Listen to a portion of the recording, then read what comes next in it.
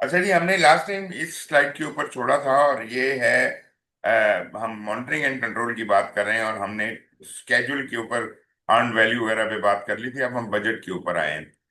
तो जी। बजट के जो चैलेंजेस हैं वो क्या हैं? रिक्वायरमेंट चेंज हो रही हैं, even in productive project requirement तब्दील होती हैं, चेंज रिक्वेस्ट आती हैं, रिस्क नए नए अक्कर होते हैं, कॉस्ट एस्टिमेट बदल जाते हैं। तो वो चीजें जो हैं हमारे बजट के लिए बड़ा चैलेंज बनती हैं। और उसका हिसाब किताब रखने के लिए हमें फिर अर्न वैल्यू की तरफ आना पड़ता है, क्योंकि अर्न वैल्यू एक ऐसा टूल है जो ना सिर्फ स्केड्यूल बल्कि कॉस्ट को भी साथ साथ रिपोर्ट करता है, मतलब दोनों को इकट्ठे जज करता है। और उसमें दोनों तरह की वेरिएंस निकाली जा सकती है। कहने वाले तो जी। ये भी कहते हैं कि एक हद तक ये स्कोप को भी कवर करता है, क्योंकि आप किसी भी वक्त अर्न वैल्यू के हिसाब से देख के बता सकते हैं कि कितना फीसद काम हो गया है, टोटल काम का कितना फीसद काम हो गया है। ये तो बड़ा आसान काम है, अर्न वैल्यू से ये भी विजुअली रिजल्ट निकल आता है। एनीवेज, तो इसका जो मेन फायदा है वो स्केड्यूल और कॉस्ट का है, और उसके फार्मूले तो आपको पता ही है। ये चीजें हमने पहले डिस्कस की हुई हैं।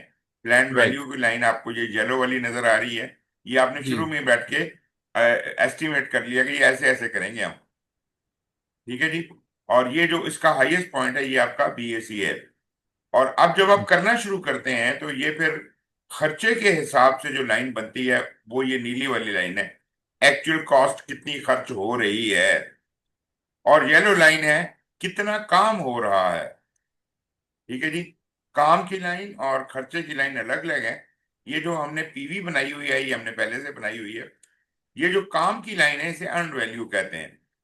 ये अर्न वैल्यू है असल चीज, असल काम तो यही हुआ ना, अर्न वैल्यू जो आपने की हम्म। है वो काम असल में हुआ है। उसी को हम कंपेयर करते हैं प्लान वैल्यू के साथ, तो पता चलता है कि हमने काम पूरा किया भी है कि कम किया है या ज्यादा कर लिया है। और नीली लाइन से पता चलता है अर्न वैल्यू के मुकाबले में कि हमने जो वैल्यू गैदर की है वो तो फर्ज करें 1,000 रुपए की है, खर्चा हमने 1,500 रुपए कर दिया है। अगर हम्म। खर्चा ज्यादा हो रहा है, अर्न वैल्यू से ज्यादा खर्चा हो रहा है, तो ये नोट करने की जरूरत है। अगर कम हो रहा है तो बहुत अच्छी बात है, ज्यादा नहीं होना चाहिए। अब आप ये देखें, ये जो येलो लाइन है, नीली लाइन उसके ऊपर ऊपर चल रही है, which is very right. Bad. मतलब काम आप ये येलो लाइन के हिसाब से कर रहे हैं और एक्सपेंडिचर आपका नीली लाइन के हिसाब से है, विच इज हम्म। बैड। इसी तरह अगर मैं येलो लाइन को कंपेयर करूं ऑरेंज लाइन के साथ तो मुझे पता लगता है मैं स्केड्यूल से कितना आगे या पीछे हूं। इसका मतलब ये हुआ कि मैं मुसलसल पहले चार जो मंथ हैं इनके अंदर I am ahead of schedule. मेरी येलो लाइन ऑरेंज के ऊपर है, फिर एकदम वो ऑरेंज के ऊपर आ जाती है। इसका मतलब है कि यहाँ पे हम बिल्कुल जो स्केड्यूल के हाँ। मुताबिक जितना काम होना था उतना हो गया है। अब हम ज्यादा आगे नहीं जा रहे, अब हम तेजी से नहीं जा रहे। उसके बाद आप देखते हैं तो वो अपनी पीछे रहना शुरू हो जाते हैं। आपका टारगेट है यहाँ पे पहुंचना, आप दरअसल हम्म। यहाँ पर हैं। आपका टारगेट है यहाँ पे पहुंचना, आप यहाँ पर हैं। तो ये आप बिहाइंड दी स्केड्यूल जा रहे हैं। हम्म। एनीवेज, ये चीज आपको समझ तो पहले भी आ गई होगी। अगर आप परसेंटेज ऑफ वर्क निकालें तो यूं समझ लीजिए कि वो work completed, percentage of work completed, तो वो निकलेगा। क्या होगा? वो स्कोप हो जाएगा ना हमारा। लेकिन जी। अगर हम इसको देखना चाहते हैं स्केड्यूल और कॉस्ट के हवाले से, तो ये स्केड्यूल के दोनों फार्मूले हैं, ये पहले भी स्लाइड आप देख चुके हैं। स्केड्यूल वेरिएंस है। मैंने आपको बताया था कि स्केड्यूल के लिए हम अर्न वैल्यू को प्लान वैल्यू से कंपेयर करते हैं, और कॉस्ट के लिए हम अर्न वैल्यू को एक्चुअल कॉस्ट से करते हैं, बस इतना फर्क है। तो यहाँ पे फार्मूला है अर्न वैल्यू माइनस पीवी। और अगर मैं इसकी रेशो बना लूं तो ये बन जाती है स्केड्यूल परफॉर्मेंस इंडेक्स। इसमें ईवी डिवाइडेड बाय पीवी हो जाएगा। तो ये वही राइट। बात कि अगर ये आप वेरिएंस इस्तेमाल कर रहे हैं तो जीरो आपका सेंटर पॉइंट है। और इससे अगर वैल्यू ऊपर आती है तो you are going ahead of schedule. और अगर इससे पीछे वैल्यू आती है, जीरो से कम आती है, तो we are behind the schedule. इसी तरह एसपीआई को देखना है तो उसमें चूंकि ये डिवाइड हो रहे हैं तो आंसर अगर दोनों बराबर हैं तो वन आ जाएगा, तो वन हमारा नॉर्मल है। वन से ऊपर होगा तो अहेड ऑफ स्केड्यूल है, वन से पीछे होगा तो बिहाइंड द स्केड्यूल है। Same is true for the cost, वही फार्मूले हैं, सिर्फ यहाँ कॉस्ट में पीवी की जगह एसी आ गया, इतना सा फर्क है। अर्न वैल्यू को एक्चुअल कॉस्ट से कंपेयर करते हैं। अगर एक्चुअल कॉस्ट ज्यादा आ जाती है तो जवाब आपका माइनस में आ जाएगा, जिसका मतलब है वी आर ओवर बजट। और अगर आपका जवाब पॉजिटिव में रहता है तो इसका मतलब है वी आर अंडर बजट, हमने कम पैसों में ज्यादा काम कर लिया। और इसी को रेशो में अगर बना लें तो आप इस तरीके से आ जाएगा, तो यहाँ 1 से कंपेयर कर लेंगे। फिर ईएसी और ईटीसी का भी फार्मूला आपको बताया था। या वैसे तो मैंने ये बताया था आपको कि बहुत से फार्मूले हैं मुख्तलिफ मुख्तलिफ सिचुएशंस के लिए, लेकिन जो एक डिफॉल्ट, एक जिसे कहते हैं ओवरऑल फार्मूला है, मोटा मोटा फार्मूला, वो है कि एस्टिमेट एट कंप्लीशन। किसी भी पॉइंट पे आप बैठे हैं प्रोजेक्ट की लाइफ में, आप कहते हैं यार अ, अभी तक तो जो होना था हो गया, अब के बाद मेरा प्रोजेक्ट कितने पैसे में कंप्लीट होगा, मतलब आई मीन टोटल हमारा कितना खर्चा हो चुका होगा। लाजमी बात है बीएससी से तो ज्यादा ही होगा, क्योंकि हमने शायद अंडर परफॉर्म कर रहे हैं, तो इसका मतलब है एक्स्ट्रा खर्चा होगा। तो कित EAC is the new estimate at completion. और इसको निकालने का बड़ा सिंपल सा तरीका है कि बीएससी की जो वैल्यू है तो उसको करंट सीपीआई से डिवाइड कर दिया जाए। मगर ये बड़ा झटका किस्म का मेथड है, ये कोई बहुत आला मेथड नहीं है, but it is a default method. तो मतलब मोटा मोटा हिसाब करना हो तो आप अपने बीएससी को करंट सीपीआई से डिवाइड कर दें, तो आपको एक एस्टीमेट आ जाएगा। जो अगर तो आपका सीपीआई 1 से कम हुआ तो लाजिम बात है वो वैल्यू बढ़ जाएगी, और अगर 1 से ज्यादा हुआ तो वैल्यू घट जाएगी। मतलब जो आपका जो एस्टिमेट कंप्लीशन है वो उसके हिसाब से बनेगा। फिर आप ये कहते हैं ये तो हो गया कि ओवर पूरा एस्टिमेटेड कंप्लीशन, मुझे आज की तारीख के बाद कितना खर्चा करना पड़ेगा, उसको कहते हैं एस्टिमेट टू कंप्लीट के इस point onward till the end of the project कितना खर्चा मजीद होगा। इसके अंदर मेरी जो ईएसी की वैल्यू निकली हुई है उसमें से अगर मैं अब तक का जो खर्चा हो चुका है वो माइनस कर दूं तो वो मेरा ईटीसी की वैल्यू आ जाती है। ठीक है जी। आप बेशक इस फार्मूले को दूसरी तरह करके देख लें, EAC is equal to ETC plus AC. मतलब एक्चुअल कॉस्ट तो खर्च हो चुकी है, उसमें ईटीसी जमा कर दें तो ईएसी बन जाएगा। ठीक है जी। राइट। अच्छा जी, ये ये बात हो गई। ये जी जी ये वाली बोलिए। ये वाली जो चीज, जब हमने आपने बोला ना कि जब हमने ईएसी निकालना है तो ईटीसी प्लस एक्चुअल कॉस्ट कर लेंगे।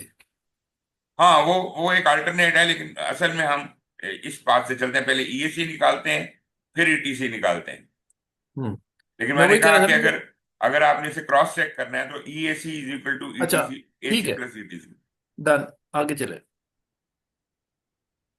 अच्छा जी, तो ये है आपकी एग्जांपल प्रोसेस। इसमें वो कहते हैं कि establish a performance measurement baseline to create a reference point for the metric. ये अभी एजाइल के पॉइंट ऑफ व्यू से बात कर रहा है। कहता है जी एजाइल में ना तो आपके पास कॉस्ट होती है, ना आपके पास कॉस्ट भी फिक्स है एक तरह से, टाइम भी फिक्स है, तो कैसे अर्न वैल्यू अप्लाई करेंगे। वो कहता है जी कि 3 क्वेश्चन को देख लें कि आपकी आइट्रेशन हैं कितनी। फर्ज करें कि आपने कहा जी 40 आइट्रेशन है मेरे पूरे प्रोजेक्ट के अंदर। हम्म। अच्छा, आप फिर ये बताइए कि आपके टोटल स्टोरी पॉइंट्स कितने हैं, कितने स्टोरी पॉइंट बनते हैं। मतलब सारी यूजर स्टोरीज के जो स्टोरी पॉइंट है उन्हें जमा कर लें तो वो आपका सम टोटल आ जाएगा, that is your total work. तो rather than measuring in money और in time, we are measuring in story points. So in agile we measure the progress in story points. फिर आप उससे ये अंदाजा लगा सकते हैं स्टोरी पॉइंट से कि what is the release budget, मतलब जो काम हमने बजट के एंड पे देना है वो हमें कितने का पड़ेगा।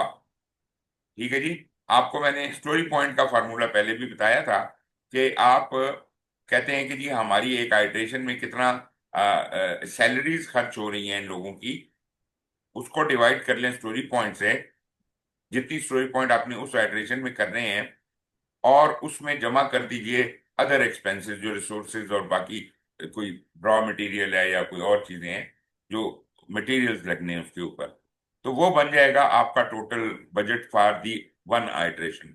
इसी तरह हम उसके तमाम आइट्रेशन का, अगर एक आइट्रेशन का पता चल गया है, तो हम वी कैन अप्रोक्सीमेट कि यार इसमें इस पहली रिलीज में 12 आइट्रेशन हैं, तो 12 को मैं उसके एस्टिमेट से मल्टीप्लाई करूंगा, तो मेरी आइट्रेशन का टोटल आ जाएगा। अगर मैं पूरे प्रोजेक्ट का भी निकालना चाहूं तो वो भी निकाल सकता हूं। तो कहने का मकसद है कि हमारे पास स्टोरी पॉइंट की शक्ल में एक बड़ा फाल किस्म का मैकेनिज्म है। अच्छा, यहाँ प्लान वैल्यू क्या होगी अभी इसी के हिसाब से कहते हैं, budget for plan work in an iteration. मतलब ये पीवी, ईवी और एसी का इस्तेमाल हम हर आइट्रेशन के अंदर कर सकते हैं। तो आइट्रेशन का वैसे तो मुझे टाइम फिक्स है, बजट भी तकरीबन वो मैंने कैलकुलेट कर ही लिया कि इस आइट्रेशन का कितना बजट बनता है, मतलब कितना खर्चा होगा। अर्न वैल्यू क्या होगा कि अब तक उसमें से हम कितने स्टोरी पॉइंट्स इस्तेमाल कर चुके हैं या डिलीवर कर चुके हैं। स्टोरी पॉइंट की तो आपको पर स्टोरी पॉइंट कीमत पता है, तो उसको मल्टीप्लाई करेंगे तो आपको खुद ब खुद पता चल जाएगा कि मेरी अर्न वैल्ययू अब तक इतनी है, प्लान्ड ये थी, और एक्चुअल कॉस्ट मेरी कितनी खर्च हुई है। इस तरह बिल्कुल वही तरीकाकार जो हम प्रोडक्टिव में इस्तेमाल करते हैं पूरे प्रोजेक्ट के लिए, यहाँ हम सिर्फ आइट्रेशन के अंदर इस्तेमाल कर सकते हैं। ऑप्शन है आपके पास, और ये अच्छा ऑप्शन है, कोई मतलब इतनी बुरी चीज नहीं। जी जनाब। हाँ, यूज कर सकते हैं पीवी, ईवी एंड एसी, ठीक है।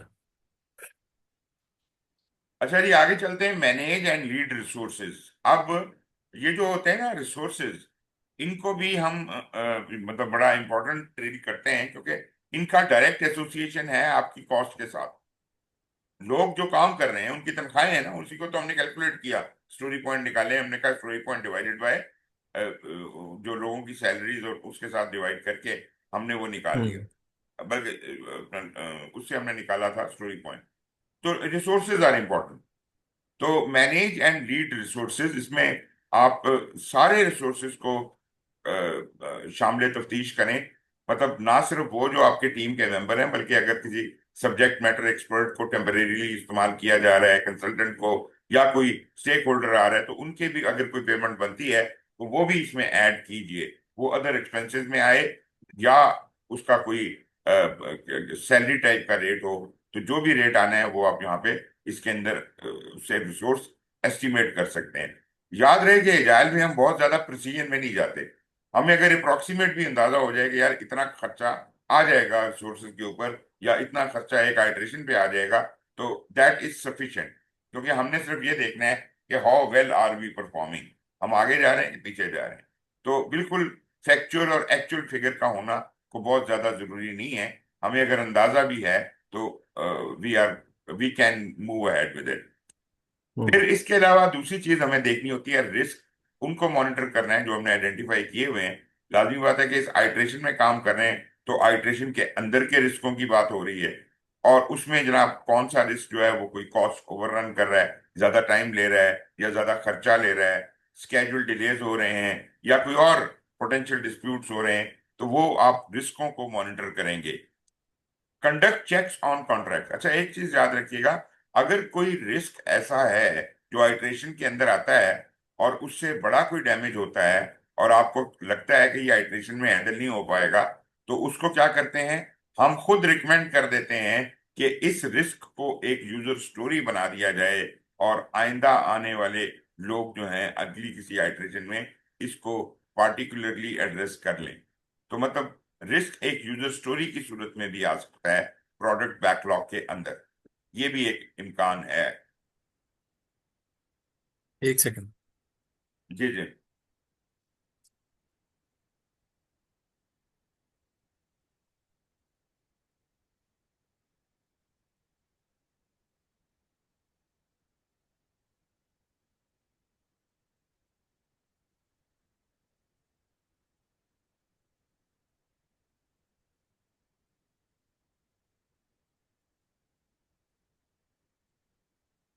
ठीक है।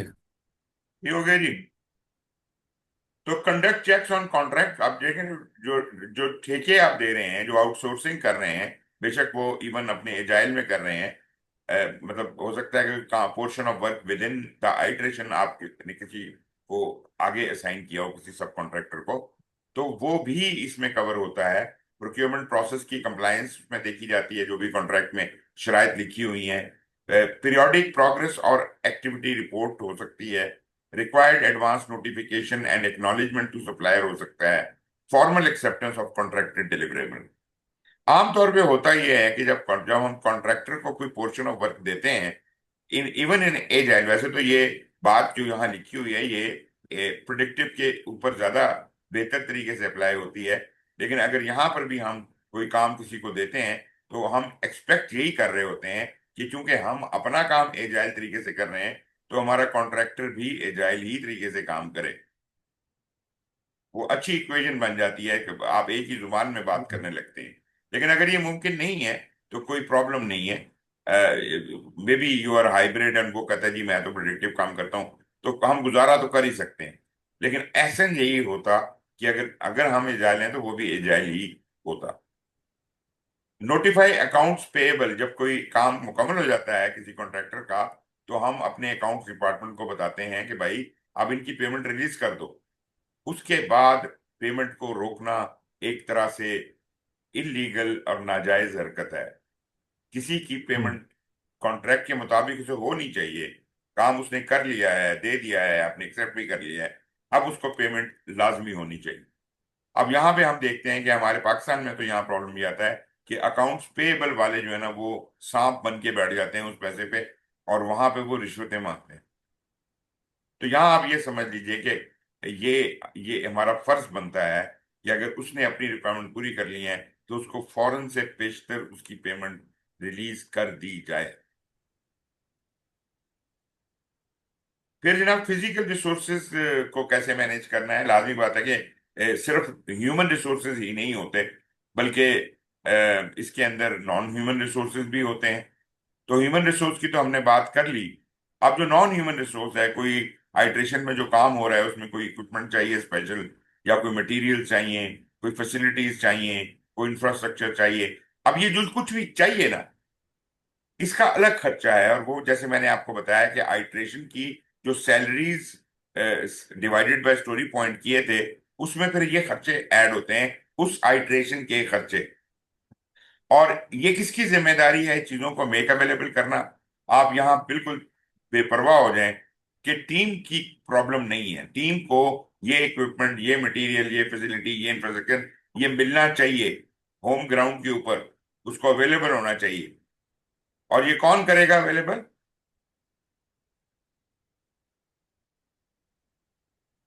ये कौन करेगा इसमें अवेलेबल प्रिडिक्टिव में एजाइल में?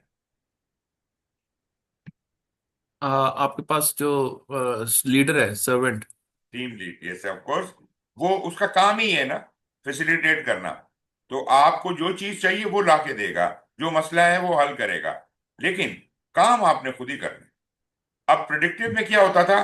प्रिडिक्टिव में बेसिकली तो प्रोजेक्ट मैनेजर ओवरऑल इंचार्ज होता था, लेकिन वो जो इक्विपमेंट, मटेरियल और इनकी जो बिजनेस है सारा, वो नीचे, ये वो नीचे ट्रांसफर कर देता था।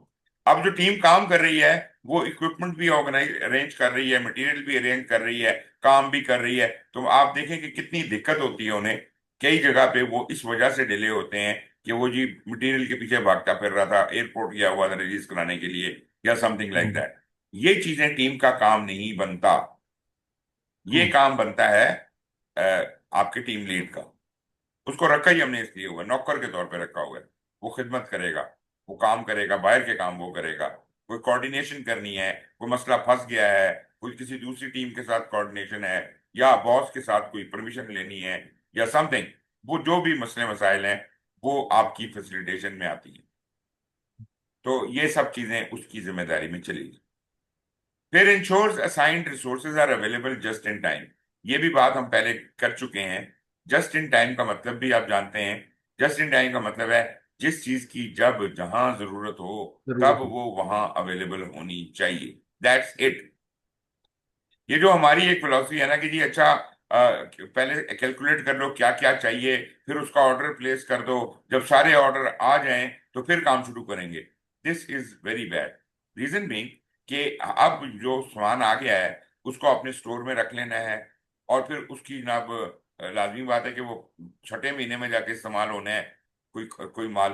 तो वो जो 6 महीने तक उसको मेंटेन भी करना पड़ेगा, उसको हो सकता है किसी ह्यूमिडिटी से, टेम्परेचर से, बाकी चीजों से भी बचाना पड़ेगा। और वो वो खर्चा अलग से शामिल, उसकी सेफ्टी और सिक्योरिटी का खर्चा अलग से शामिल। तो कहने का मकसद है कि वो चीज आप अगर जस्ट इन टाइम ऑर्डर करते, आपने सीमेंट की बोरियां मंगानी थी ना, तो आपको आज 4 बोरियां चाहिए, आपको उसको ऑर्डर करें, मुझे सिर्फ 4 बोरियां सुबह 6 बजे डिलीवर कर दो, हमने 7 बजे काम शुरू करना है, 7 या 8 बजे जब भी काम शुरू करना है, उसे कुछ ड्यू मार्जिन दे के, ताकि अगर कहीं वो लेट हो जाए तो उसकी वजह से आपका काम सफर ना करे। जस्ट इन टाइम का मतलब है जब जिस चीज की जहां जरूरत है तभी वो चीज वहां अवेलेबल हो, मतलब हमें कहीं स्टोर करने की जरूरत ही ना पड़े। वैसे तो इसका हम्म, मकसद है कि स्टोरेज को एलिमिनेट कर दिया जाए, लेकिन फिर भी हम्म, हम अकोमोडेट करते हैं कि कुछ चीजें होती हैं कि जो हम अपने पास एक छोटा सा रिजर्व रखना चाहते हैं।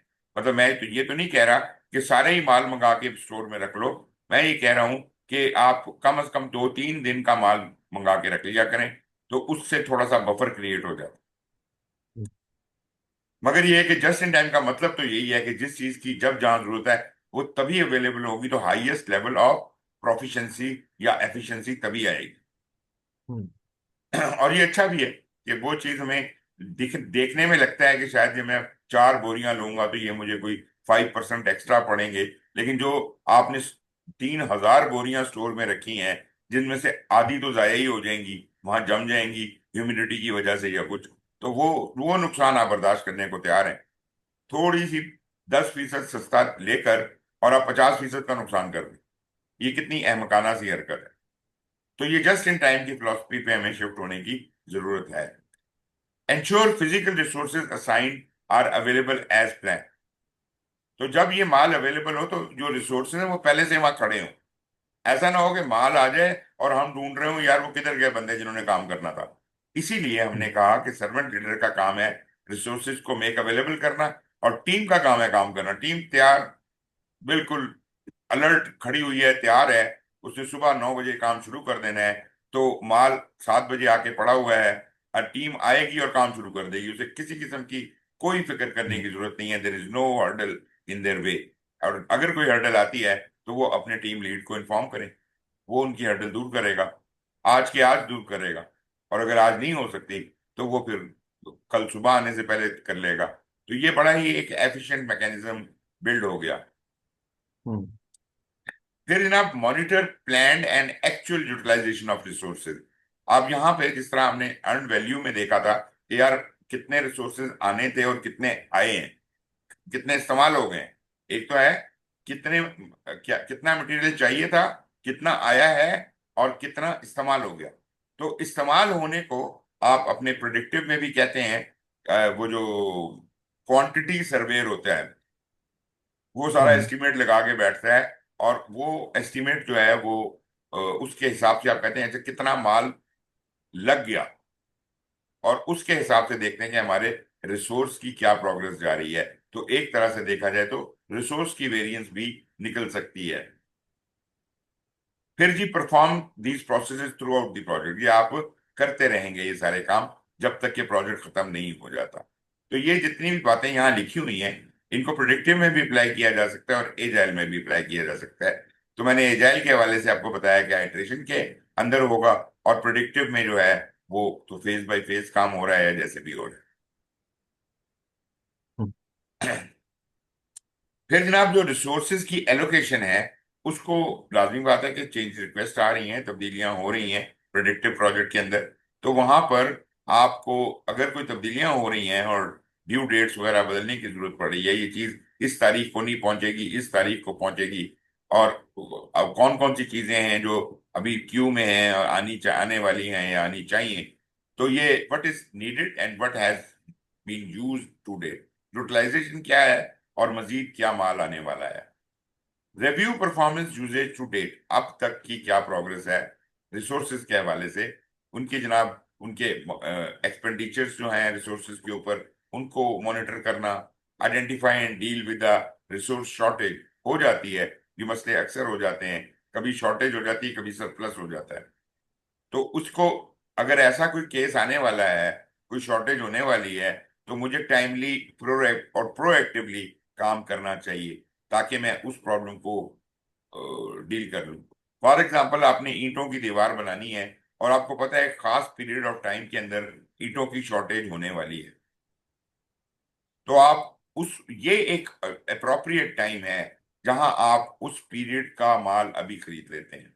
या आपको पता चलता है कि प्राइसेस एकदम बहुत ज्यादा बढ़ने वाली हैं, तो आप माल पहले खरीद लेते हैं। लेकिन कॉस्ट बेनिफिट एनालिसिस कीजिए, इसके ऊपर जो खर्चा आना है वो कहीं उससे ज्यादा ना हो। तो ठीक है ना, इसकी मेंटेनेंस करने में, इसकी स्टोरेज करने में, इसकी सिक्योरिटी एंड सेफ्टी करने में, वो खर्चे भी तो है ना। तो कॉस्ट बेनिफिट बनती है कि ये माल को अगर जल्दी खरीद लिया जाए और उसे स्टोर कर लिया जाए, तो हमारा टाइम बच जाएगा और हमें ऑर्डर बाद में नहीं करना पड़ेगा, और जो इसके ऊपर खर्चे आ रहे हैं वो बियरेबल है। अगर बियरेबल है तो ये कॉस्ट बेनिफिट बनता है, नहीं तो फिर वही बात, just in time. Ensuring resources use and release, ये जो रिसोर्सेज हैं, बंदे हैं या ऐसी चीजें हैं, जो मशीन है, कोई इक्विपमेंट है, कोई बुलडोजर है, आपको चाहिए एक टास्क करने के लिए, टास्क करने के बाद उसको फारिग करें। खड़ा क्यों किया हुआ है अपनी साइड के ऊपर आपने?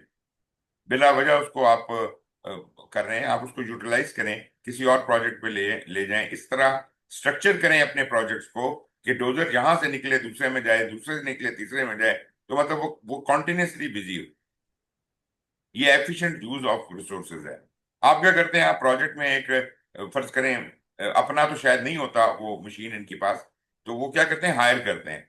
और चले, जिन दिनों में काम हो रहा है उन दिनों तो हायर करने की बात बनती है, फिर वो उधर ही खड़ा रहता है। आप डेली पेमेंट भी उसकी करें, क्यों कर रहे हैं?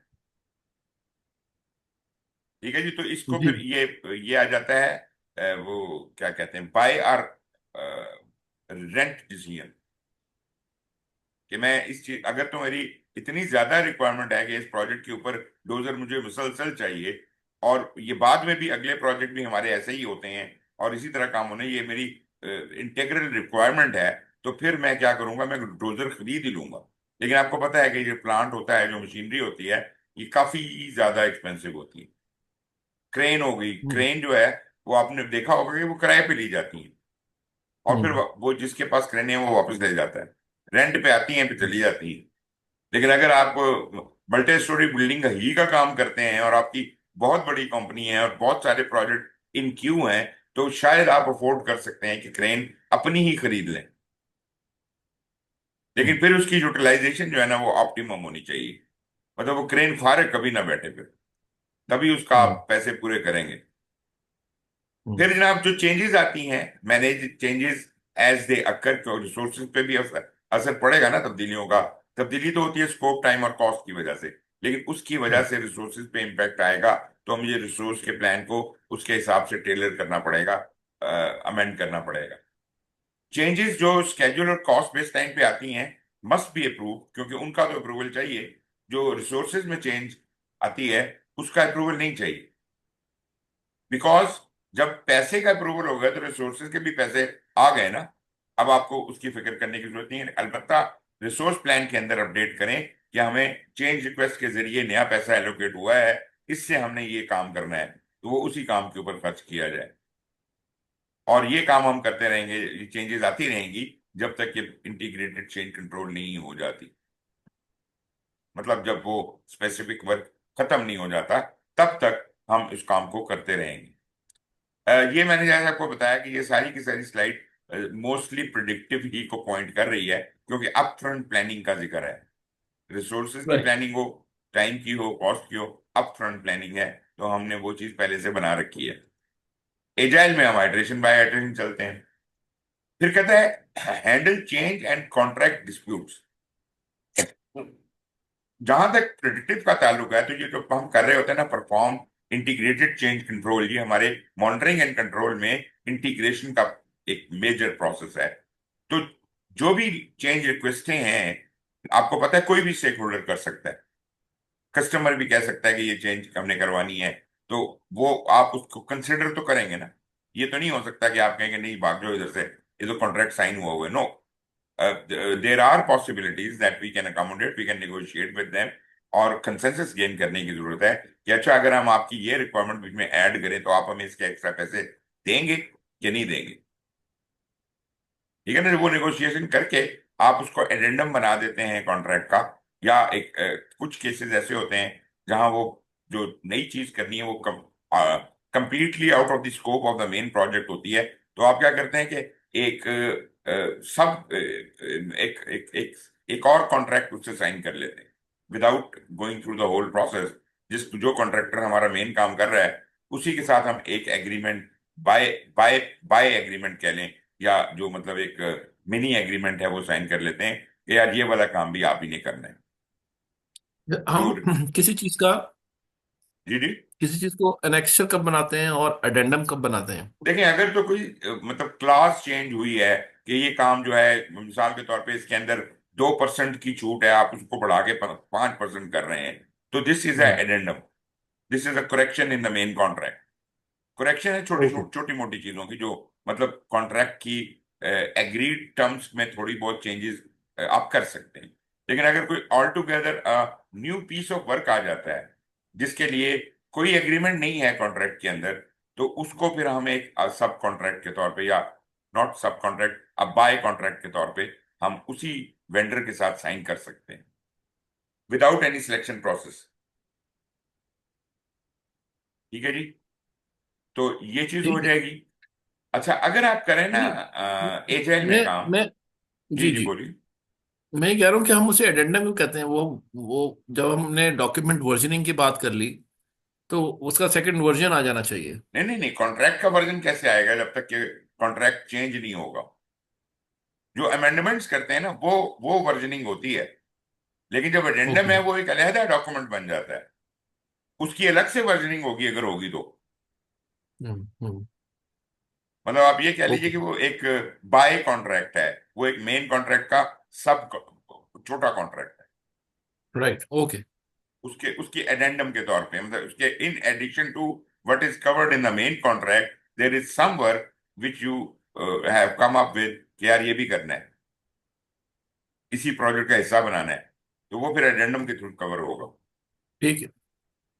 अच्छा एजाइल में क्या करते हैं, सॉरी, एजाइल में हमारा ये सारा काम जो ये इंटीग्रेटेड चेंज कंट्रोल वगैरह होते तो होता ही नहीं है। रिक्वायरमेंट तो I mean we don't need to seek any permission from anyone. तो change is a natural thing, it is anyways inbuilt into our system. तो जो हमारी बैकलॉग की रिप्रायोरिटाइजेशन होती है, जब हम एक आइटरेशन करके वापस प्रोडक्ट बैकलॉग में जाते हैं, उस वक्त तक नई रिक्वायरमेंट भी आई होती है, कोई प्रॉब्लम नहीं है चेंज कंट्रोल की। तो हम क्या करते हैं, हम कहते हैं सबसे पहले इससे पेशतर कि हम अगला आइटरेशन शुरू करें, हम प्रोडक्ट ओनर की हेल्प करते हैं उन चीजों को प्रोटाइज करने की। जब एग्री हो जाता है कि यार ये वाले हायर प्रायोरिटी आइटम्स हैं, उनमें से हम कोई 10-15 उठा के ले जाते हैं अगली आइटरेशन के लिए। This is how this can be done, it is so simple. Agile makes your life much easier और ऑप्टिमाइज भी कर देता है। जहां पे कॉन्ट्रैक्ट का डिस्प्यूट आ जाए तो उसमें ये जो आपका अपने ऑर्गेनाइजेशनल प्रोसेस एसेट जो पुराने कॉन्ट्रैक्ट्स किए हैं उनमें के लेसन लर्न को देखें, उनमें क्या किया गया था, और खास तौर पे अपने कॉन्ट्रैक्ट एग्रीमेंट को देखें। उसमें वो क्लासेस दी होंगी कि अगर इस तरह का डिफरेंस हो तो कैसे डील करना है, अगर इस तरह का मसला हो तो कैसे डील करना है। तो वो जो contract agreement is a very important document for that perspective. तो उसकी रोशनी में आपसे कर सकते हैं। लेकिन फिर वही बात कहूंगा कि ये कॉन्ट्रैक्ट जो है ये ज्यादा मैटर करता है प्रिडिक्टिव। एजाइल में तो कॉन्ट्रैक्ट ही हमने दूसरी किस्म के किए, मैंने आपको बताया था कि एजाइल के कॉन्ट्रैक्ट ही और तरह के होते हैं। ठीक है जी। राइट। होता वहां पर भी है कॉन्ट्रैक्ट, रिस्पेक्ट हम उसकी भी उसी तरह करेंगे, लेकिन वो जरा फ्लेक्सिबल कॉन्ट्रैक्ट्स होते हैं। उसमें लिखा होता है कि चेंजेस कैसे की जा सकती हैं, और उसके लिए हमें किसी परमिशन की जरूरत नहीं होती, किसी प्रोजेक्ट बोर्ड की जरूरत नहीं होती। हम्म। एनीवेज हैविंग सेड दैट, अब आ जाइए क्वालिटी मैनेजमेंट की गाइडलाइंस के ऊपर। वो आपको पता ही है, हमने कहा था कि क्वालिटी की दो चीजें हैं, एक एश्योरेंस है और एक कंट्रोल है। एश्योरेंस में हम्म। हम प्रोसेसेस को देखते हैं, एक्टिविटीज को देखते हैं, अप्रोचेस को देखते हैं, और उनकी उनको खूब से खूब तर बनाने की कोशिश करते रहते हैं, which is called continuous improvement. और दूसरी तरफ हम जब भी कोई चीज बन के निकलती है तो हम उसको उसका क्वालिटी इंस्पेक्शन करते हैं, उसकी हम्म, टेस्टिंग करते हैं। और ये चीज जो है, इससे वेरीफाई हो जाता है कि सब चीजें अपनी टॉलरेंस के अंदर है। ये कंफ्यूज नहीं होना कि डायमेंशन जो थी वो स्पेसिफिकेशन थी। किसी भी कोई भी स्पेसिफिकेशन वो रिक्वायरमेंट का पार्ट है, वो प्रोडक्ट का पार्ट है। और वो यहाँ मेजर नहीं हो रहा, प्राइमरीली वो मेजर नहीं हो रहा। जो चीज क्वालिटी में हम देखते हैं, मतलब अगर एक चीज 3 फुट लंबी होनी है, वो 3 फुट लंबी होनी है, स्पेसिफिकेशन वही है। बट हमारा कंसर्न ये है, to what level of accuracy should it abide by. तो क्वालिटी की जब भी इंस्पेक्शन या टेस्टिंग होती है, वो उस अलाउएबल लिमिट या टॉलरेंस को चेक करते हैं कि क्या ये स्पेक जो है ये टॉलरेंस के अंदर है। इस तरह वो सब स्पेक को जब वेरीफाई कर लेते हैं कि हाँ जी क्वालिटी के हिसाब से, तो जितनी भी यूजर स्टोरी मेरे पास आई हैं या जितनी भी रिक्वायरमेंट्स मेरे पास से गुजरी हैं, वो क्वालिटी के हिसाब से ठीक है, क्वालिटी इंस्पेक्शन के हिसाब से ठीक है। बट सवाल ये पैदा होता है कि फर्ज करें वो जो चीज आप दे रहे हैं उसके अंदर 5 फीचर थे, 4 फीचर तो उसने क्वालिटी से अप्रूव करवा लिए, चेक करवा लिए, एक फीचर दिया ही नहीं। जो चीज दी नहीं है वो मैं कैसे चेक करूं? पांचवी फीचर जो है उसने डिलीवर ही नहीं किया। जब वो पांचवा फीचर डिलीवर नहीं करेगा, तो लाजमी बात है कि मैं उसको कोई नेगेटिव रेटिंग तो नहीं दे सकता। ये काम स्कोप वाले का है। जब हम्म, एक चीज क्वालिटी कंट्रोल होके आ जाती है, इंस्पेक्शन होके आ जाती है, और वो 4 फीचर्स की अप्रूवल आ गया है, अब स्कोप वाला चेक करता है अपनी चेक लिस्ट में इसके अंदर फीचर कितने थे। उसने कहा 4 तो आ गए, पांचवा किधर है, जाओ लेके आओ। जब तक वो पांचवा फीचर नहीं आएगा, वो उस प्रोडक्ट को वैलिडेट नहीं करेगा। तो हम्म, पहले स्टेज के ऊपर डिलीवरेबल के साथ क्या हो रहा था, उसकी क्वालिटी टेस्टिंग और इंस्पेक्शन हो रही थी, जिसकी वजह से वो वेरीफाई हो जाती है। अब हम्म, वेरीफाइड जो प्रोडक्ट है वो जाती है स्कोप वैलिडेशन के लिए। और स्कोप वैलिडेशन में अगर वो सारी शराइत पूरी करती है, सारी स्पेक्स पूरी हैं, सारी डायमेंशंस पूरी हैं, तो वो कहता है कि बस ठीक है, चेकलिस्ट सारी पूरी हो गई, जो जो कस्टमर ने मांगा था वो इसमें मौजूद है। तो अब जनाब मैं इसको वैलिडेट करता हूं, यूजर एक्सेप्टेंस हो गई, साइन हो गए, अब कस्टमर के हवाले करना रह गया, जो कि हम अमूमन क्लोजिंग के दौरान करते हैं, अगले चरण। तो ये हो गई जी कहानी आपकी एश्योरेंस और कंट्रोल की। पहला सेंटेंस आपको कह रहा है assess quality of project approaches and activities, ये क्वालिटी एश्योरेंस है। और ये कैसे की जाती है? क्वालिटी एश्योरेंस के लिए इंस्पेक्शन और टेस्टिंग नहीं करते, उसके टूल्स होते हैं रिव्यूज एंड ऑडिट्स। तीसरा पॉइंट पढ़िए, evaluate quality of project activities and processes through reviews and audits. काम कैसा हो रहा है? प्रोडक्ट को चेक नहीं कर रहे हम, बिल्कुल भी नहीं कर रहे। हम काम को चेक कर रहे हैं। तो काम के लिए रिव्यूज करने पड़ते हैं, ऑडिट्स करने पड़ते हैं। इसमें भी लोग आते हैं चेक करने के लिए और कहते हैं कि जी ये काम अच्छा हुआ, ये बुरा हुआ, इसमें ये खामी है, इसको इम्प्रूव होने की जरूरत है। तो इस तरह से फिर हमारी क्वालिटी कॉन्टिन्यूसली इंप्रूव होती रहती है। फोकस ऑन, जो आपका कंट्रोल है उसका फोकस होता है detecting and preventing errors and defect. वो डिफेक्ट्स को देखता है और उनको प्रिवेंट करने की कोशिश करता है। तो ये हो गई जी आपकी क्वालिटी मैनेजमेंट के लिए गाइडलाइंस। तो सर प्रिडिक्टिव के एक चीज अंदर मुझे क्वालिटी कैसे है जी? एक चीज के अंदर जो क्वालिटी मैनेजमेंट है, हम्म। अ, जो इसमें आपने एजाइल वाली बातें बताई, तो एजाइल मैं में अभी भी आ ये रहा हूँ ना, ये एश्योरेंस। अभी अगली स्लाइड अच्छा इनको ठीक है। डिफरेंशिएट कर रही है। ये ठीक है। प्रिडिक्टिव है, ये एजाइल है। ठीक है। कहते जी प्रिडिक्टिव के अंदर प्रोजेक्ट मैनेजर कंट्रोल में होता है। कंट्रोल क्वालिटी करना असल में उसका काम है, उसकी जिम्मेदारी आती है, बड़ी मेन रिस्पॉन्सिबिलिटी। यहां याद रखिएगा टर्म्स को, वेरिफिकेशन और वैलिडेशन। याद रखिएगा verification of the deliverable is quality control. ये क्वालिटी, सॉरी, क्वालिटी कंट्रोल जब हो जाता है तो आप कहते हैं ये प्रोडक्ट वेरीफाई हो गया है, लेकिन अभी कस्टमर के हवाले करने के लिए तैयार नहीं हुआ। जब हवाले करने की शराइत पूरी हो जाएंगी तो वो कहलाएगा स्कोप वैलिडेशन। वहां वैलिडेट होगा तो उसको कंसिडर किया जाएगा, अब ये यूजर एक्सेप्टेंस, डीओडी वगैरह सब कुछ हो गया है, now it is ready to be handed over to the customer. फिर वो कस्टमर को हम क्लोजिंग के वक्त हैंडल कर देते हैं, हैंड ओवर कर देते हैं। तो ये याद रखिएगा कि क्वालिटी की वेरिफिकेशन होती है। फिर आइडेंटिफाई एंड सजेस्ट इम्प्रूवमेंट। तो ये आपको पता है कि प्रोसेस से रिलेटेड काम है, कॉन्टिन्यूस इम्प्रूवमेंट का। काम ठीक हो रहे हैं कि नहीं हो रहे हैं, अगर ठीक नहीं हो रहे उनको इम्प्रूव किया जाए, तो वो आ जाएगी कॉन्टिन्यूस इम्प्रूवमेंट, क्वालिटी एश्योरेंस की वजह से हो रही है। फिर verify alignment with the compliance requirement. ये वो डीओडी वाली बात है जो कि प्रिडिक्टिव में तो एज सच हम उसको डेफिनेशन ऑफ डन नहीं कहते, वो हमारी यूजर एक्सेप्टेंस ही का पार्ट कंसिडर होता है। तो हम ये लफ्ज तो इस्तेमाल नहीं करते, लेकिन एजाइल में हम डीओडी अलग कर रहे होते हैं और user acceptance of each user story अलग कर रहे होते हैं। दैट्स वाई वहां हमें दो टर्म्स इस्तेमाल करनी पड़ती हैं, एक user acceptance of user stories और दूसरी है definition of done of whatever we are handing over to the customer. अच्छा। फिर जनाब give feedback on any identified variances. अगर कोई क्वालिटी में कोई मसाइल आ रहे हैं तो उनकी फीडबैक दें ताकि फिर उसको भी इम्प्रूव किया जा सके। Identify potential approaches to cure defect. अगर कोई डिफेक्ट आ गया है, पकड़ा गया है, या कोई नॉन कंप्लायंस हो गई है, तो उसको दुरुस्त करना है, नहीं तो कस्टमर के हवाले नहीं कर सकते।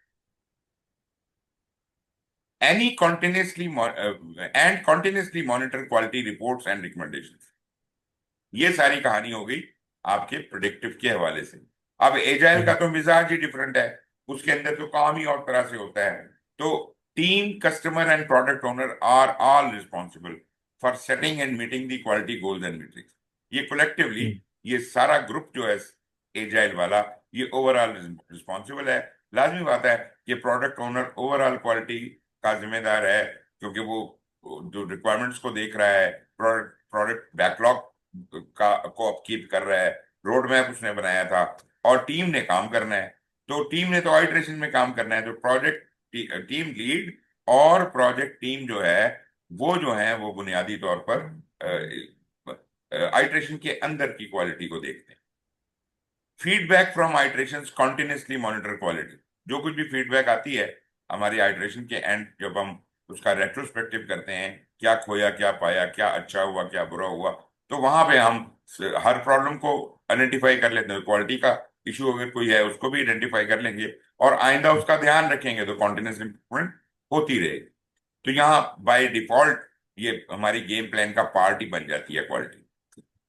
फिर जनाब मेजर परफॉर्मेंस ऑफ क्वालिटी, उसके लिए हो सकता है कुछ सर्विस लेवल एग्रीमेंट्स हों जिनको कंप्लाई करना हो, कोई केपीआईज आपके बॉस ने आपको दिए हुए हैं और उनके हिसाब से चलना हो, या अगर आप मॉडर्न टर्मिनोलॉजी में बात करें तो हम उसे कहते हैं ओकेआरस।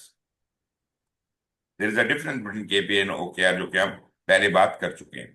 फिर जी। जनाब कॉन्ट्रेक्चुअल मेजर्स हैं, जो आपने क्वालिटी, अगर आपने सब कॉन्ट्रैक्ट किया हुआ है पोर्शन, तो उसके क्वालिटी के मेजर्स हैं, पर वो उसके कॉन्ट्रैक्ट में कवर होंगे जो हम जिसको आउटसोर्स करेंगे।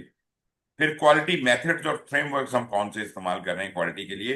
मैंने आपको बताया था पहले कि लीन सिक्स सिग्मा भी है, सिक्स सिग्मा भी है, एजाइल भी है। एजाइल के सारे मेथड जो हैं वो क्वालिटी मेथड्स हैं। और इस तरह और भी बहुत से, मतलब वो हमने डी मैक हम्म। और डीएमए, डीएमए वीपी की बात की थी। मैंने आपको एक वो डायग्राम भी दिखाया था। जी जी जी। तो वो सारे मेथड, ये असल में आपकी एजाइल में हम इनको इस्तेमाल कर सकते हैं to measure the performance of the quality. How well are we performing as far as the quality is concern. Quality audits का जहां तक ताल्लुक है, ये कब होती है? ये जब हम अश्योर कर रहे होते हैं। जी। अश्योरेंस का टूल है, या रिव्यू करते हैं या ऑडिट करते हैं, ये दो ही तरीके हो सकते हैं। ऑडिट करने के लिए ऑडिटर आपकी प्रीमिसेस में आता है, आपके प्रोजेक्ट में आता है, और वो पहला सवाल आपसे क्या करता है कि भाई आप जो कर रहे हैं वो कहीं लिखा हुआ है। पहली बात वो आपके डॉक्यूमेंट्स देखता है कि यार ये सारे प्रोसेसेस लिखे हुए हैं, इसका मतलब है कि इट इज प्रॉपरली डॉक्यूमेंट। फिर वो आपसे पूछता है जो लिखा हुआ है इसके मुताबिक काम कर रहे हो कि नहीं कर रहे हो। पता चले कि जी वो तो उसके मुताबिक काम ही नहीं कर रहे, वो तो अपने धुन में काम किए जा रहे हैं, तो वो यहां आके आपको पकड़ लेगा कि भाई आप लोग तो कंप्लाई नहीं कर रहे। जो प्रोसीजर लिखे हैं उसके एन मुताबिक ही काम होना चाहिए। तो वहां पे हमें नजर आता है कि हमारी टीम को तो हमने ट्रेन ही नहीं किया हुआ।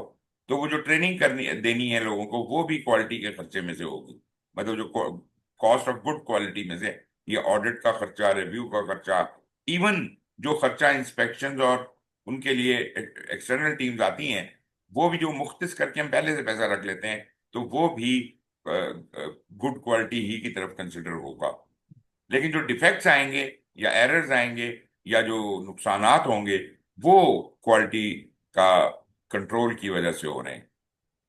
ठीक है जी। अच्छा जी, इसके अंदर क्या क्या चीजें होंगी इसमें? लाजिम बात है, क्वालिटी ऑडिट के लिए हमारे पास कोई क्वालिटी मैनेजमेंट की पॉलिसी होनी चाहिए, या तो ऑर्गेनाइजेशन की तरफ से आएगी। अगर नहीं कोई पॉलिसी एग्जिस्ट करती आपकी ऑर्गेनाइजेशन में, तो कम से कम अपने प्रोजेक्ट की हद तक आप एक क्वालिटी पॉलिसी बनाने के जिम्मेदार हैं। प्रिडिक्टिव प्रोजेक्ट के अंदर collection and use of information, कैसे आप एनालाइज करेंगे? मीट्रिक भी तो, मेजर भी तो करना है ना क्वालिटी को।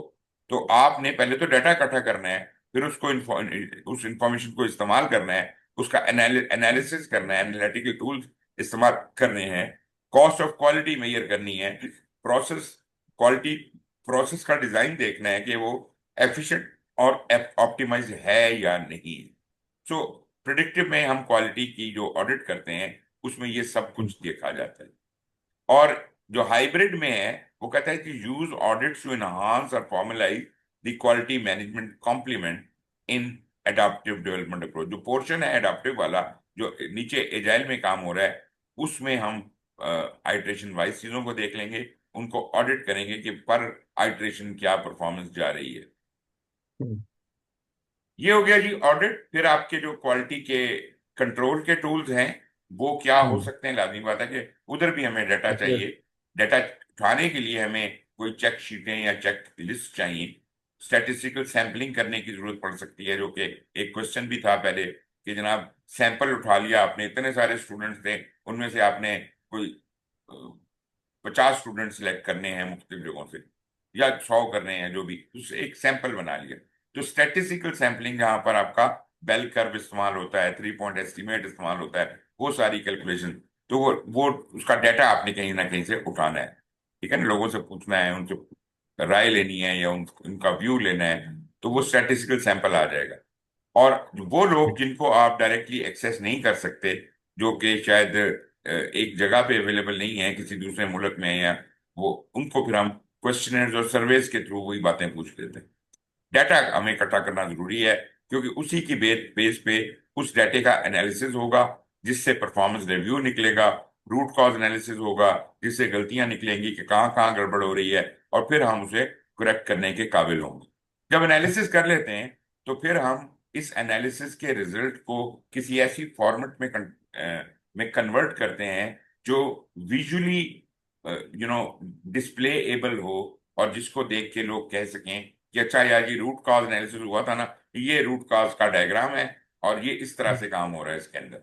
या आप मुख्तलिफ चार्ट्स या डायग्राम बनाए, स्कैटर डायग्राम बनाएं, कंट्रोल चार्ट बनाएं, हिस्टोग्राम बनाएं, परीटो चार्ट बनाएं, ये सारे के सारे उसी डाटे को जो एनालाइज किया है, उसको प्रेजेंट करने के लिए आप कुछ आर्टिफैक्ट्स क्रिएट कर रहे हैं, कुछ चार्ट्स क्रिएट कर रहे हैं।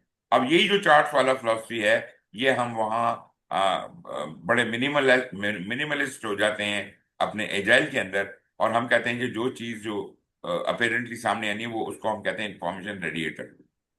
बजाय इसके कि वो राइट। रिपोर्टें हम फिजिकली भेजें, हम उनको एक जगह के ऊपर दीवारों पे लगा देते हैं, और वो जगह वो होती है जहाँ टीम काम कर रही होती है, और वहां से कोई भी आके देख सकता है, या हम उसे ऑनलाइन भी शेयर कर सकते हैं। तो मतलब वो जो इतना गंद है कि जी ये रिपोर्ट जा रही है, वो आ रही है, वो सारा दलदली स्क्रम में से निकल जाता है। एजाइल प्रोजेक्ट के अंदर हमें उस हेक्टिक एफर्ट से बचत हो जाती है, और हम ज्यादा एफिशिएंटली उसी काम को कर सकते हैं। फिर जनाब क्वालिटी कंट्रोल के प्रोसेस की यहाँ एग्जांपल दी है कि आप चेक शीटें इस्तेमाल करें डाटा कलेक्ट करने के लिए, हिस्टोग्राम बनाएं, फिर उसके ऊपर 80-20 रूल लगाएं, कॉज इफेक्ट डायग्राम बनाएं, प्रॉब्लम को सॉल्यूशंस को देखें, उनको एनालाइज करें, और फाइनली आप अपना स्कैटर एनालिसिस करें कि अगर कोई दो चीजों के दरमियान रिलेशनशिप समझ नहीं आ रहा, तो उसके रिलेशनशिप को समझने के लिए हम एक्स वाई ग्राफ बना के उनका रिलेशन बनाने की कोशिश करते हैं, जिसकी मैंने आपको एग्जांपल पहले भी दी थी। ये है जी आपकी वही कॉज इफेक्ट डायग्राम, जो कि हम पहले देख चुके हैं। इसमें ये आपका प्रॉब्लम है और इसलिए इसके प्रोबेबल एरियाज जहां पे प्रॉब्लम अक्कर होने की वजह हो सकते हैं, मतलब product quality not matching the requirement, it could be because of people who are working on it, it could be because of processes which are not good enough. It could be the fault of the equipment. It could be जब जो raw materials आपने इस्तेमाल किए हैं उनका problem हो सकता है, एनवायरनमेंट का प्रॉब्लम हो सकता है कि सर्दी बहुत ज्यादा पड़ गई है या गर्मी बहुत ज्यादा पड़ गई है या कोई और इस किस्म की हालात वाकयात हो गए हैं, मैनेजमेंट आपकी अच्छी नहीं है, उसकी वजह से ये प्रॉब्लम आया है। तो पहले तो आप कैटेगरीज देख लें, कैटेगरीज की सब कैटेगरीज बना लें और ट्राई टू हंट डाउन के यार सबसे बड़ी वजह वजह क्या है। फॉर एग्जाम्पल, अगर आपकी सबसे बड़ी वजह जो बनी है वो बनी है, एक मिनट,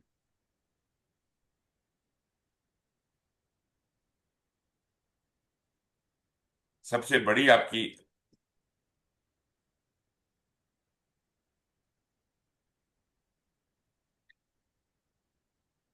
डायग्राम चेंज हो गया। हाँ, यहाँ पे मैं बात कर रहा था। तो अगर आपकी जो वजह है वो ये एरिया बना है, तो आपको पता है कि ये प्रोसेस का फॉल्ट है और इसके पीछे हम्म। R&D काफी नहीं हुई हुई है, तो हमें ये R&D करने की जरूरत है। या फॉर दैट मैटर आप कहते हैं जी कि मटेरियल्स देर से पहुंचे हैं, ये फॉल्ट है जिसकी वजह से ये क्वालिटी में प्रॉब्लम आया है। तो किसी सबसे बड़ी रीजन को आप यहाँ आइडेंटिफाई करते हैं, कहने को तो एक से ज्यादा रीजन भी आइडेंटिफाई हो सकती हैं, लेकिन यूजुअली आपका जो मेन कॉज होता है वो एक ही होता है। ठीक हो गया जी। स्कैटर डायग्राम मैंने आपको पहले भी दिखाया था। स्कैटर डायग्राम कुछ इस किस्म की चीज है कि इसके अंदर दो पैरामीटर्स आप ले लेते हैं, एक साइड पे से प्रोसेस इनपुट्स ले ली, दूसरी साइड पे क्वालिटी कैरेक्टरिस्टिक्स ले ली, और आपने कहा जी इन दोनों के दरमियान क्या रिश्ता है। तो आपने जब कहा जी अगर प्रोसेस इनपुट 5 हो तो क्वालिटी कैरेक्टरिस्टिक जो है वो इसकी से 98.6 आती है। ठीक है जी। तो ये इसका इनका इन दो पैरामीटर्स का इस डिजिट के ऊपर तो ये फर्क आ रहा है। अब 10 पे देखें तो कुछ और आता है। क्या ये सारे पॉइंट जो ड्रॉ होते हैं, क्या ये कोई फॉर्म बनाते हैं, कोई लाइन बनाते हैं? मिसाल के तौर पे अगर जो चीज क्रिएट हो रही है वो एक स्ट्रेट लाइन बना रही है, इसका हम्म। मतलब ये हुआ कि as the process inputs increase the quality characteristics improve, जिसे कहते हम्म। हैं प्रोपोर्शनेटली। नहीं सॉरी, वो उसका उसकी शक्ल होगी ऐसे, ऐसे।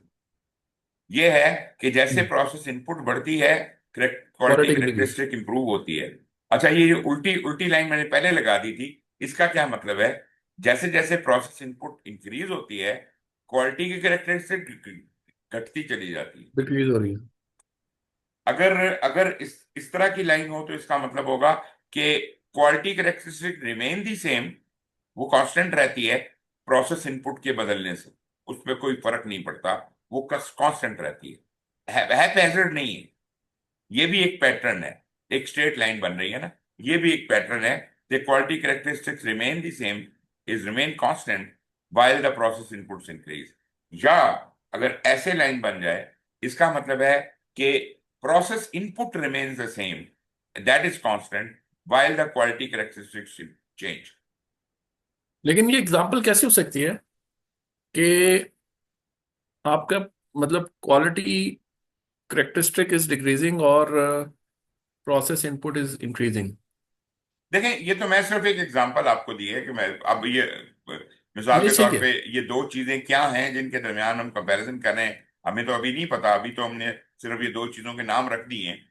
तो ठीक हो है। सकता है कि जो आप बात कह रहे हो वो मुमकिन ना हो, लेकिन हम्म। बुनियादी तौर पे हम दो चीजों के दरमियान अगर कोई रिश्ता ना हो तो जो डॉट्स लगेंगे वो इधर उधर लगेंगे, स्कैटर डायग्राम होगा, पूरे चार्ट के अंदर कोई डॉट किधर पड़ा हुआ है कोई किधर पड़ा है, कोई पैटर्न ही नहीं बनता हो। हम्म। मैं ये सिर्फ कहने की कोशिश कर रहा हूं जो डॉट्स आपके सामने बन रहे हैं, अगर वो कोई पैटर्न बना रहे हैं तो हमें उस पैटर्न को इंटरप्रेट करना होता है। वो पैटर्न इस तरह की स्ट्रेट लाइंस भी हो सकती हैं, वो हम्म। इस तरह का कर्व भी हो सकता है, या इस तरह का हम्म। कर्व भी हो सकता है, या जैसे एस कर्व बना था हमारा, इस तरह भी हो सकता है, या उल्टा एस कर्व भी हो सकता है। इनकी बड़ी इंटरप्रिटेशन है, लेकिन कोई राइट। शेप बननी चाहिए, तब हम कहेंगे इनके दरमियान कोई रिश्ता है। अगर कोई शॉप शेप नहीं बनती और ये ऐसे डॉट्स ही बिखरे हुए नजर आते हैं, तो हम कहेंगे there is no relationship between the process inputs and the quality characteristics. बस ये इतनी सी बात है, इस बात को नोट करने की जरूरत है। अच्छा, अब ये है कि अभी ये जो डायग्राम आपके सामने है, इसमें हमें ये बात नजर आ रही है कि ये कोई ना कोई पैटर्न है। अच्छा, अभी ये जो डायग्राम है ये स्कैटर्ड तो है, कुछ एग्जैक्टली तो लाइन नहीं बन रही, लेकिन इस तरह का जब आपने कभी मैट्रिक वगैरह में जब ग्राफ बनाए होंगे, एक्सपेरिमेंट्स किए होंगे फिजिक्स केमिस्ट्री के, तो आपका डाटा कुछ इस तरह का बना था। तो हम क्या करते हैं, उसकी एवरेज ले लेते हैं, तो हम उसकी एवरेज में कुछ इस तरह करके लाइन चला देते हैं। अच्छा, ये तो राइट। अप्रोक्सीमेशन हमने कर दी ना, कि यार पैटर्न एज सच नजर तो नहीं आ रहा, लेकिन कुछ थोड़ी झलक नजर आ रही है, तो मैंने वो लाइन बना दी। एक्चुअली ये लाइन बन सकती है, उसकी वजह ये है कि ये जो इसकी विड्थ है यहां से लेके यहां तक, अगर ये विड्थ रिड्यूस हो जाए किसी वजह से, तो हमारी स्ट्रेट लाइन बन जाएगी। हम्म। बात समझ आई आपको?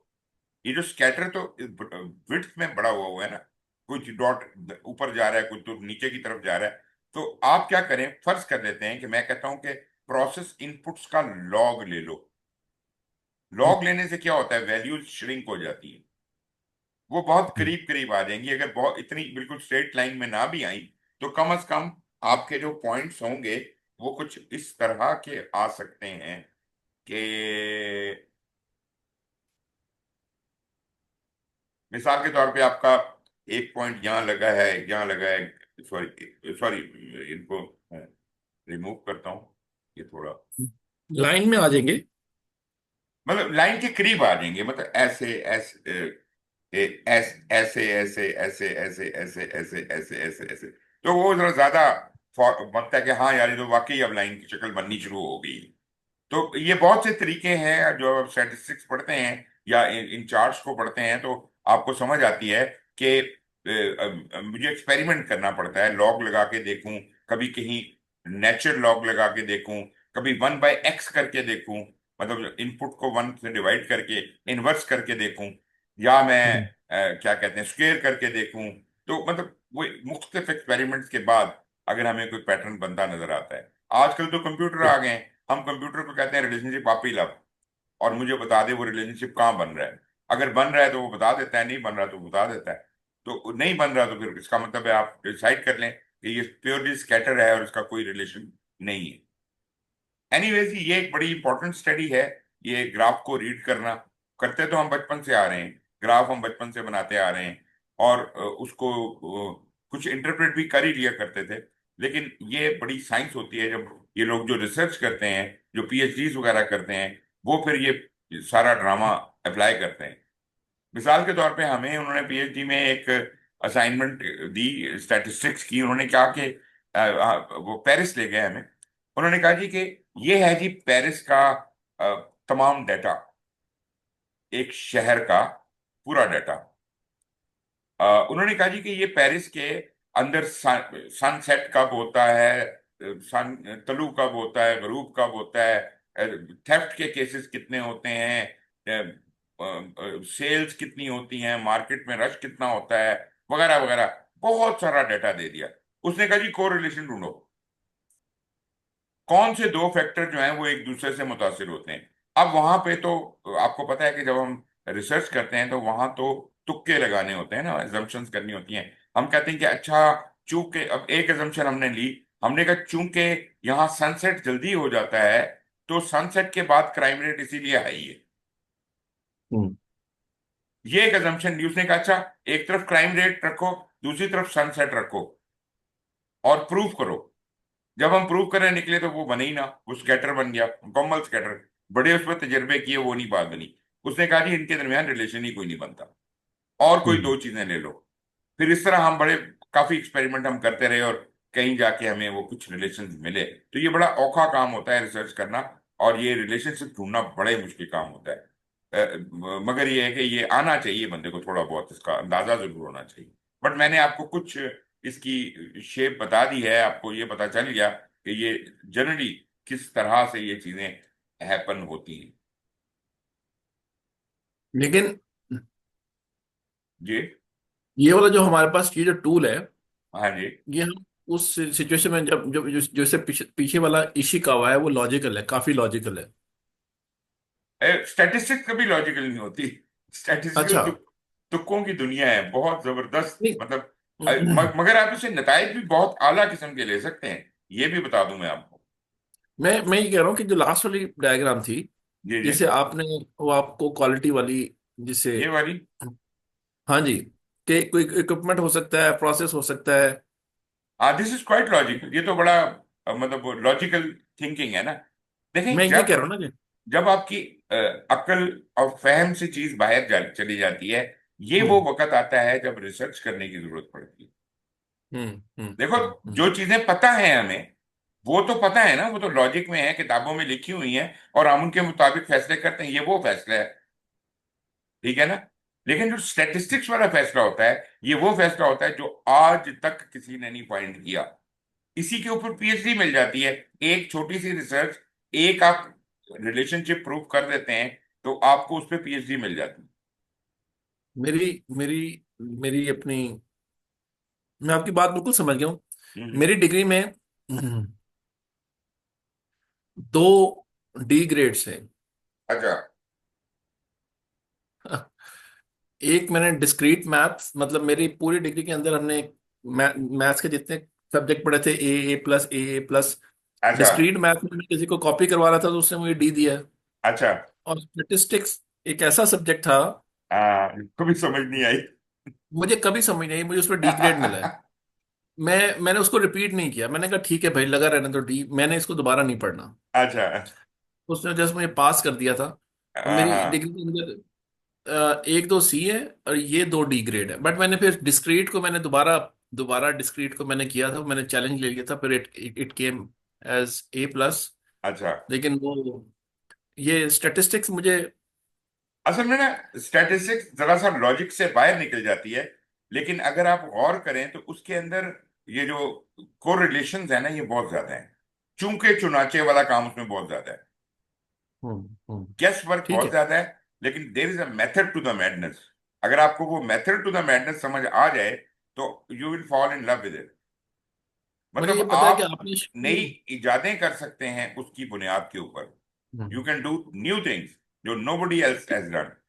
शुरू शुरू की क्लास में आपने मुझसे पूछा था तो मैंने उस वक्त आपको जवाब नहीं दिया था। आपने बोला था कि आपका स्टैटिस्टिक क्या था, मैंने कहा जी ठीक हाँ। है, मैं उस वक्त नहीं बोला था मैंने आपको। आपने बिल्कुल पूछा था बिल्कुल। एक क्वेश्चन मुझसे। देखें, नहीं, आप अगर कभी रिसर्च करेंगे ना, या पीएचडी करने की कोशिश करेंगे ना, इसके बगैर पीएचडी हो ही नहीं सकती। जब हम्म हम पीएचडी हमने स्टार्ट की, आप यकीन करें कि पहले उन्होंने 3 सब्जेक्ट पढ़ाए। सिर्फ 3 सब्जेक्ट नहीं, 4 सब्जेक्ट थे। एक था कि रिसर्च कैसे करते हैं, दूसरा सब्जेक्ट था बेसिक स्टैटिस्टिक, तीसरा सब्जेक्ट था इंटरमीडिएट स्टैटिस्टिक, चौथा सब्जेक्ट था हम्म एडवांस स्टैटिस्टिक। उन्होंने कहा, अब हाँ, हमने कहा यार, मैं तो पता नहीं किसी और टॉपिक पे कर रहा हूँ, तो मुझे वो तो तुमने कुछ पढ़ाया ही नहीं। उन्होंने कहा वो तुम्हारा तुम्हारा प्रॉब्लम है, तुम्हारा बिजनेस है। तुम जिस चीज में रिसर्च करो उसके ऊपर खुद ही पढ़ो, और खुद ही निकालो उसके अंदर से कोई नई इख्तरा। तो हम्म पीएचडी में आपको पढ़ाते कुछ भी नहीं है सिवाय इन चीजों के। हम्म आपका सब्जेक्ट मैटर, मैं प्रोजेक्ट मैनेजमेंट में पीएचडी करने चला गया हूँ, तो वो कहेंगे बाढ़ में जाओ, तुम जो मर्जी करो। ठीक है हम्म ना।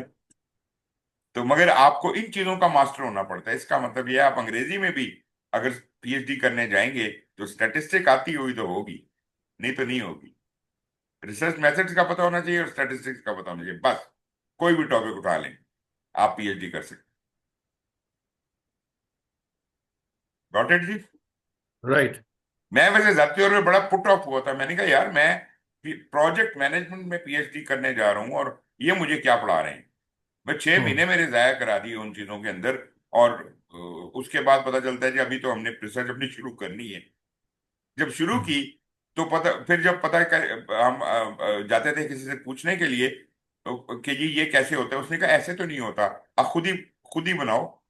हम हम्म, आपको रिसर्च टूल्स के ऊपर गाइड कर देंगे, बाकी चीजों पे कर देंगे, बट ये तो रिसर्च ही आपकी है, ये तो इजाद ही आप करने लगे हैं, हमें क्या पता, हमने तो कभी नहीं देखा ऐसा। बात समझ आई? इवन डीन ने मुझे राइट। इनकार कर दिया। उसने कहा था मुझे, मैं तुम्हारी रिसर्च में बहुत इंटरेस्टेड हूं, मगर उसने जब मैं उसे पूछने ऐसा कहता, मैनू की पता, मैं तो नहीं ये कीता, तुम्हारी डॉक्टरेट है, तुम ही करो। ऐसे होता है। ये बड़ा मुश्किल काम है, आसान बहुत काम मुश्किल। नहीं है, बड़ा बहुत मुश्किल काम है। बिल्कुल। ठीक है, सही समझ लगी। अच्छा, ये तो आपको पता ही है, ये हम पहले भी बात कर चुके हैं, कंट्रोल चार्ट जी। में कोई लिमिट्स होती है। वैसे बाय द वे, मैं इसको, इस चार्ट में मुझे बहुत बुरी लगती है एक चीज, उसको मैं जरा इधर से खत्म कर दूं, क्योंकि उसके बगैर मैं जो एक्सप्लेन करूंगा वो गलत हो जाएगा। ये जो चीजें लिखी है ना साइड पर, ये बिल्कुल बकवास है। उसने गलत जगह पे ये चीजें लिखी हुई हैं, इनकी ये जगह हम्म, ही नहीं बनती। ये ऐसी शक्ल हम्म, होती है, फर्ज करें कि आपकी जो स्पेसिफिकेशन है, अब मैं आपको टॉलरेंस और स्पेसिफिकेशन का फर्क बताता हूं। राइट। स्पेसिफिकेशन है कि इस चीज की हाइट, सॉरी, ये ठीक है सर, मेरे लिए ये ठीक है। इसके लिए मैं आपको बता रहा हूं कि ये इसको कैसे हम करेंगे।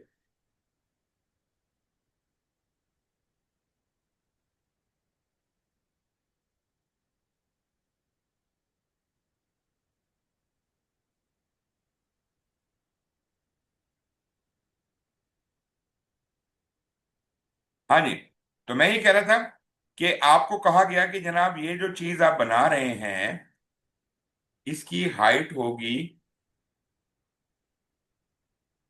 क्या इसको बताइए, मैं क्या गलती क्या कर रहा हूँ, हाँ ये है। इसकी हाइट होगी जनाब अली, या फिर वही गलती,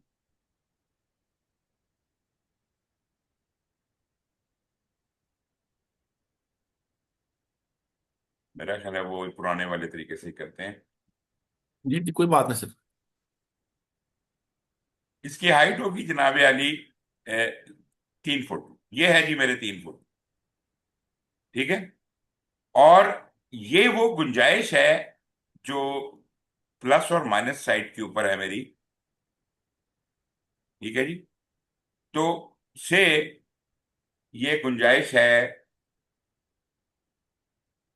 प्लस साइड के ऊपर है प्लस 0.003, और नेगेटिव साइड पर है माइनस 0.003। और ये फर्ज कर लेंगे ये मिलीमीटर में है, और ये है जनाब अली, टोटल हाइट है 1 मीटर, ठीक है जी।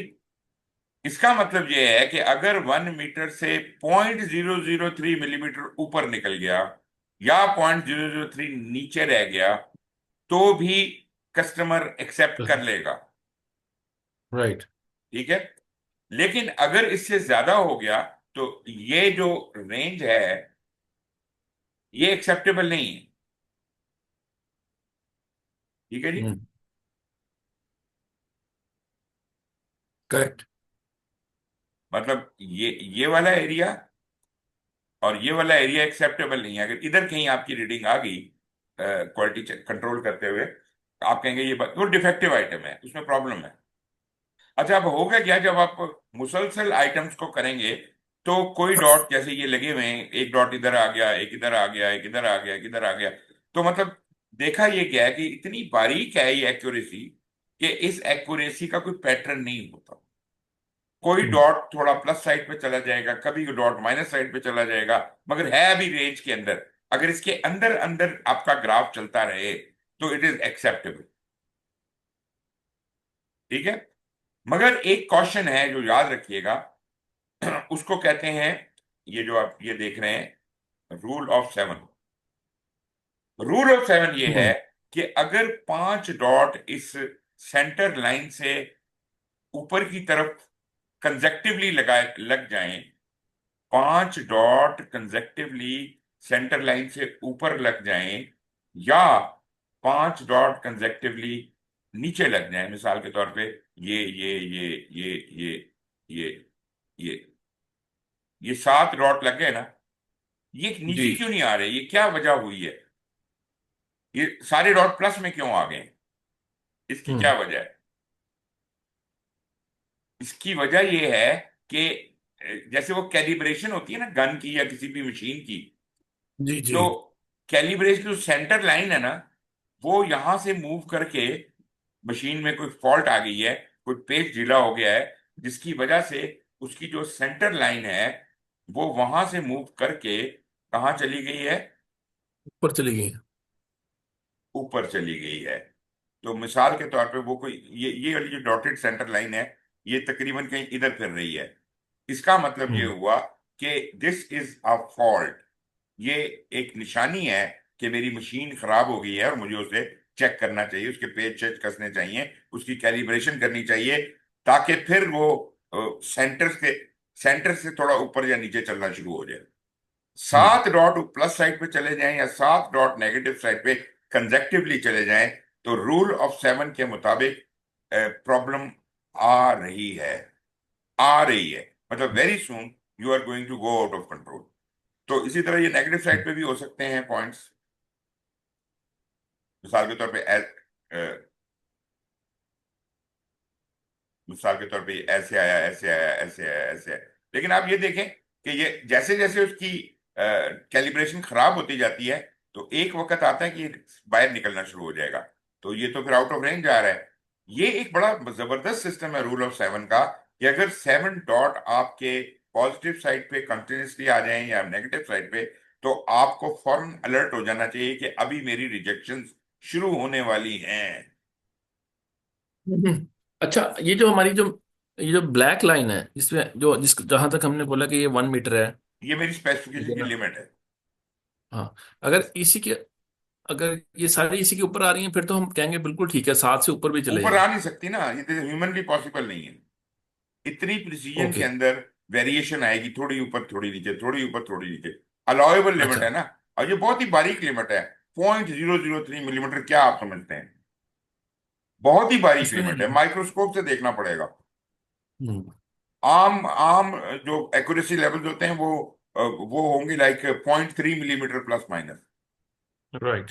लेकिन ये कोई बहुत ही हाई लेवल की एक्यूरेसी है कि माइक्रोस्कोप से जाके, वर्नियर कैलिपर से जाके, या स्पेशल मशीन लानी पड़ती है इस चीज को मेजर करने के लिए, at that level hmm. Of accuracy. और quality is hmm. All about accuracy. जो कस्टमर आपसे मांग रहा है एक्यूरेसी, आपको वो देनी पड़ती है। और ये जो एक्यूरेसी है, ये गालिबन ये 6 सिग्मा की रेंज में आती है। राइट। और जो नासा वालों के साथ काम करने चले जाएं आप, या न्यूक्लियर किसी प्लांट के ऊपर, वो लोग उनकी एक्यूरेसी 7, 8, 9 सिग्मा, कभी कभी जो नासा अपना स्पेस प्रोजेक्ट चला रहे हैं वो 12 सिग्मा तक भी चलता है। हम्म। बहुत ही हाई लेवल। मतलब आप यूं समझिए कि जिलियंस में से कोई 0.001 एरर एक्सेप्टेबल है, हम्म। जबकि जो 6 सिग्मा कहता है कि मिलियन में से 3.4 डिफेक्ट जो है वो एक्सेप्टेबल है। राइट। ठीक है नहीं? और ये जो आपका 3 सिग्मा है, वो कहता है 97.3 की एक्यूरेसी ओके है। हम्म। 97.3। थ्री 3 सिग्मा जो है ना, जो नॉर्मल आपका स्टैटिस्टिकल बनता है बेल कर्व, वो कोई इतना एक्यूरेट नहीं है। लेकिन वो गुजारा चलाने के लिए ठीक है, आम छोटे छोटे मामलात को देखने के लिए या छोटे छोटे एनालिसिस करने के लिए दैट इज फाइन। लेकिन जब मैन्युफैक्चरिंग करनी है, प्रोडक्शन करनी है, तो फिर हमें 6 सिग्मा पे जाना पड़ता है। जब कोई ये बहुत ही सिक्स हाई सिग्मा लेवल का की जो चीजें करनी है, तो फिर उससे भी आगे जाना पड़ता ये 6 सिग्मा का जो कोर्स है, कोई है। है बेहतर करने का? कोई है इसमें कोई फायदा? बिल्कुल फायदा है, बहुत फायदा है। और अगर आप करना चाहें तो मैं आपको एडवाइस करूंगा, 6 सिग्मा ना कीजिएगा, लीन 6 सिग्मा। इस वक्त की लेटेस्ट टेक्नोलॉजी है, लीन 6 सिग्मा की सर्टिफिकेशन कर लीजिएगा। उसकी कई सर्टिफिकेशन है, एक तो इंट्रोडक्टरी सर्टिफिकेशन होती है, छोटी सी आसान सी होती है। लेकिन इसका जो हाईएस्ट लेवल है वो कहलाता है ब्लैक बेल्ट।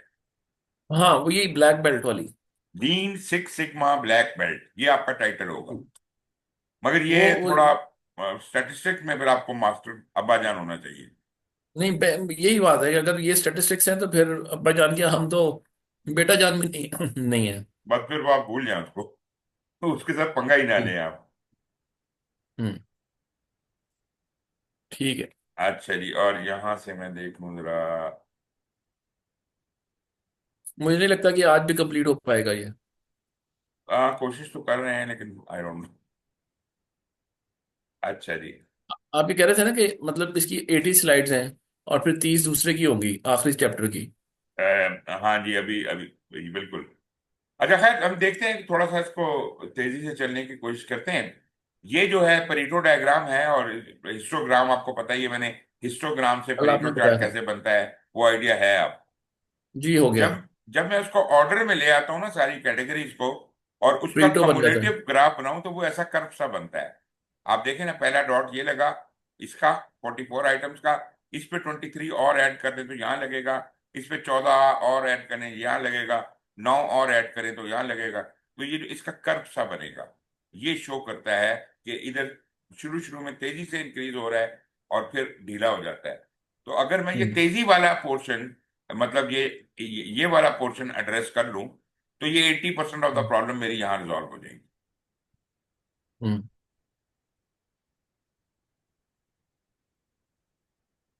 अच्छा जी।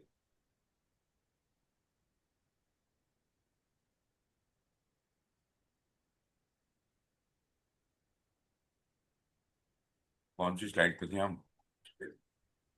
71। हाँ जी। तो ये बात मेरा ख्याल है आपको समझ आई गई होगी, इससे हम छोड़ते हैं और आगे चलते हैं। जी।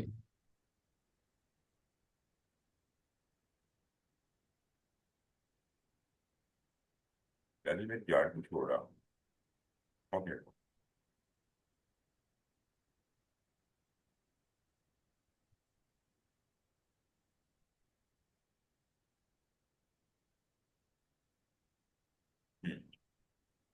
अच्छा जी, ये हो गया।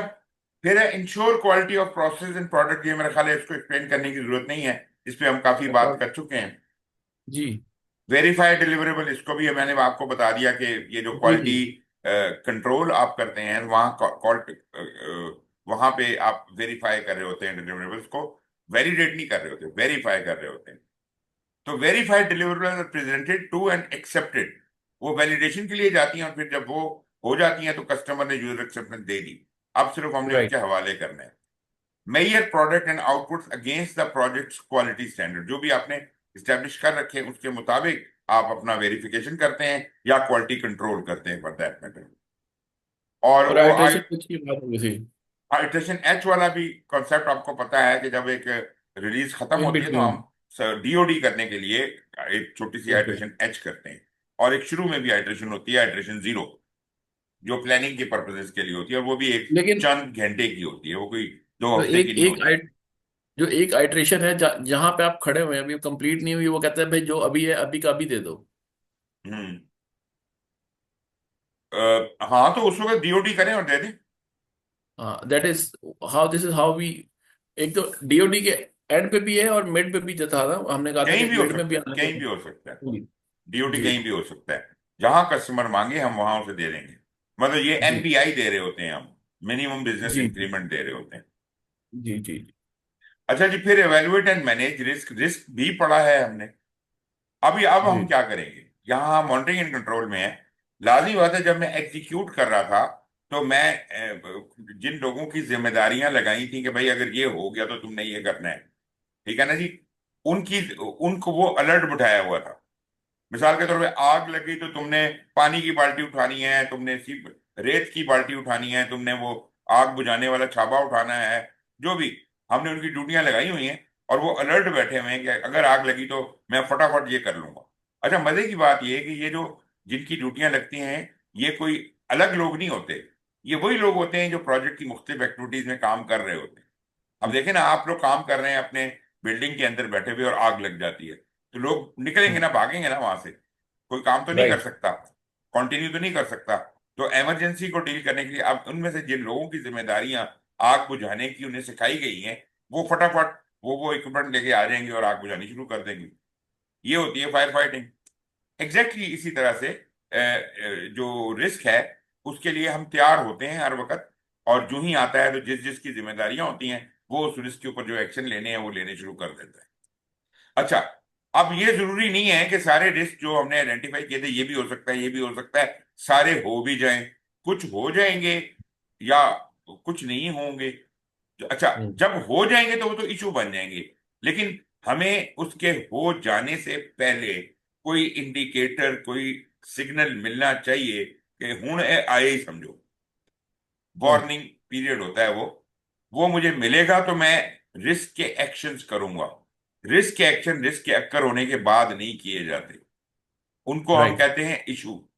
इश्यूज। इशू रेजोल्यूशन के एक्शन है वो, जो एक्शन रिस्क के अक्कर होने से पहले पहले किए जाएं, वो रिस्क के एक्शन हैं।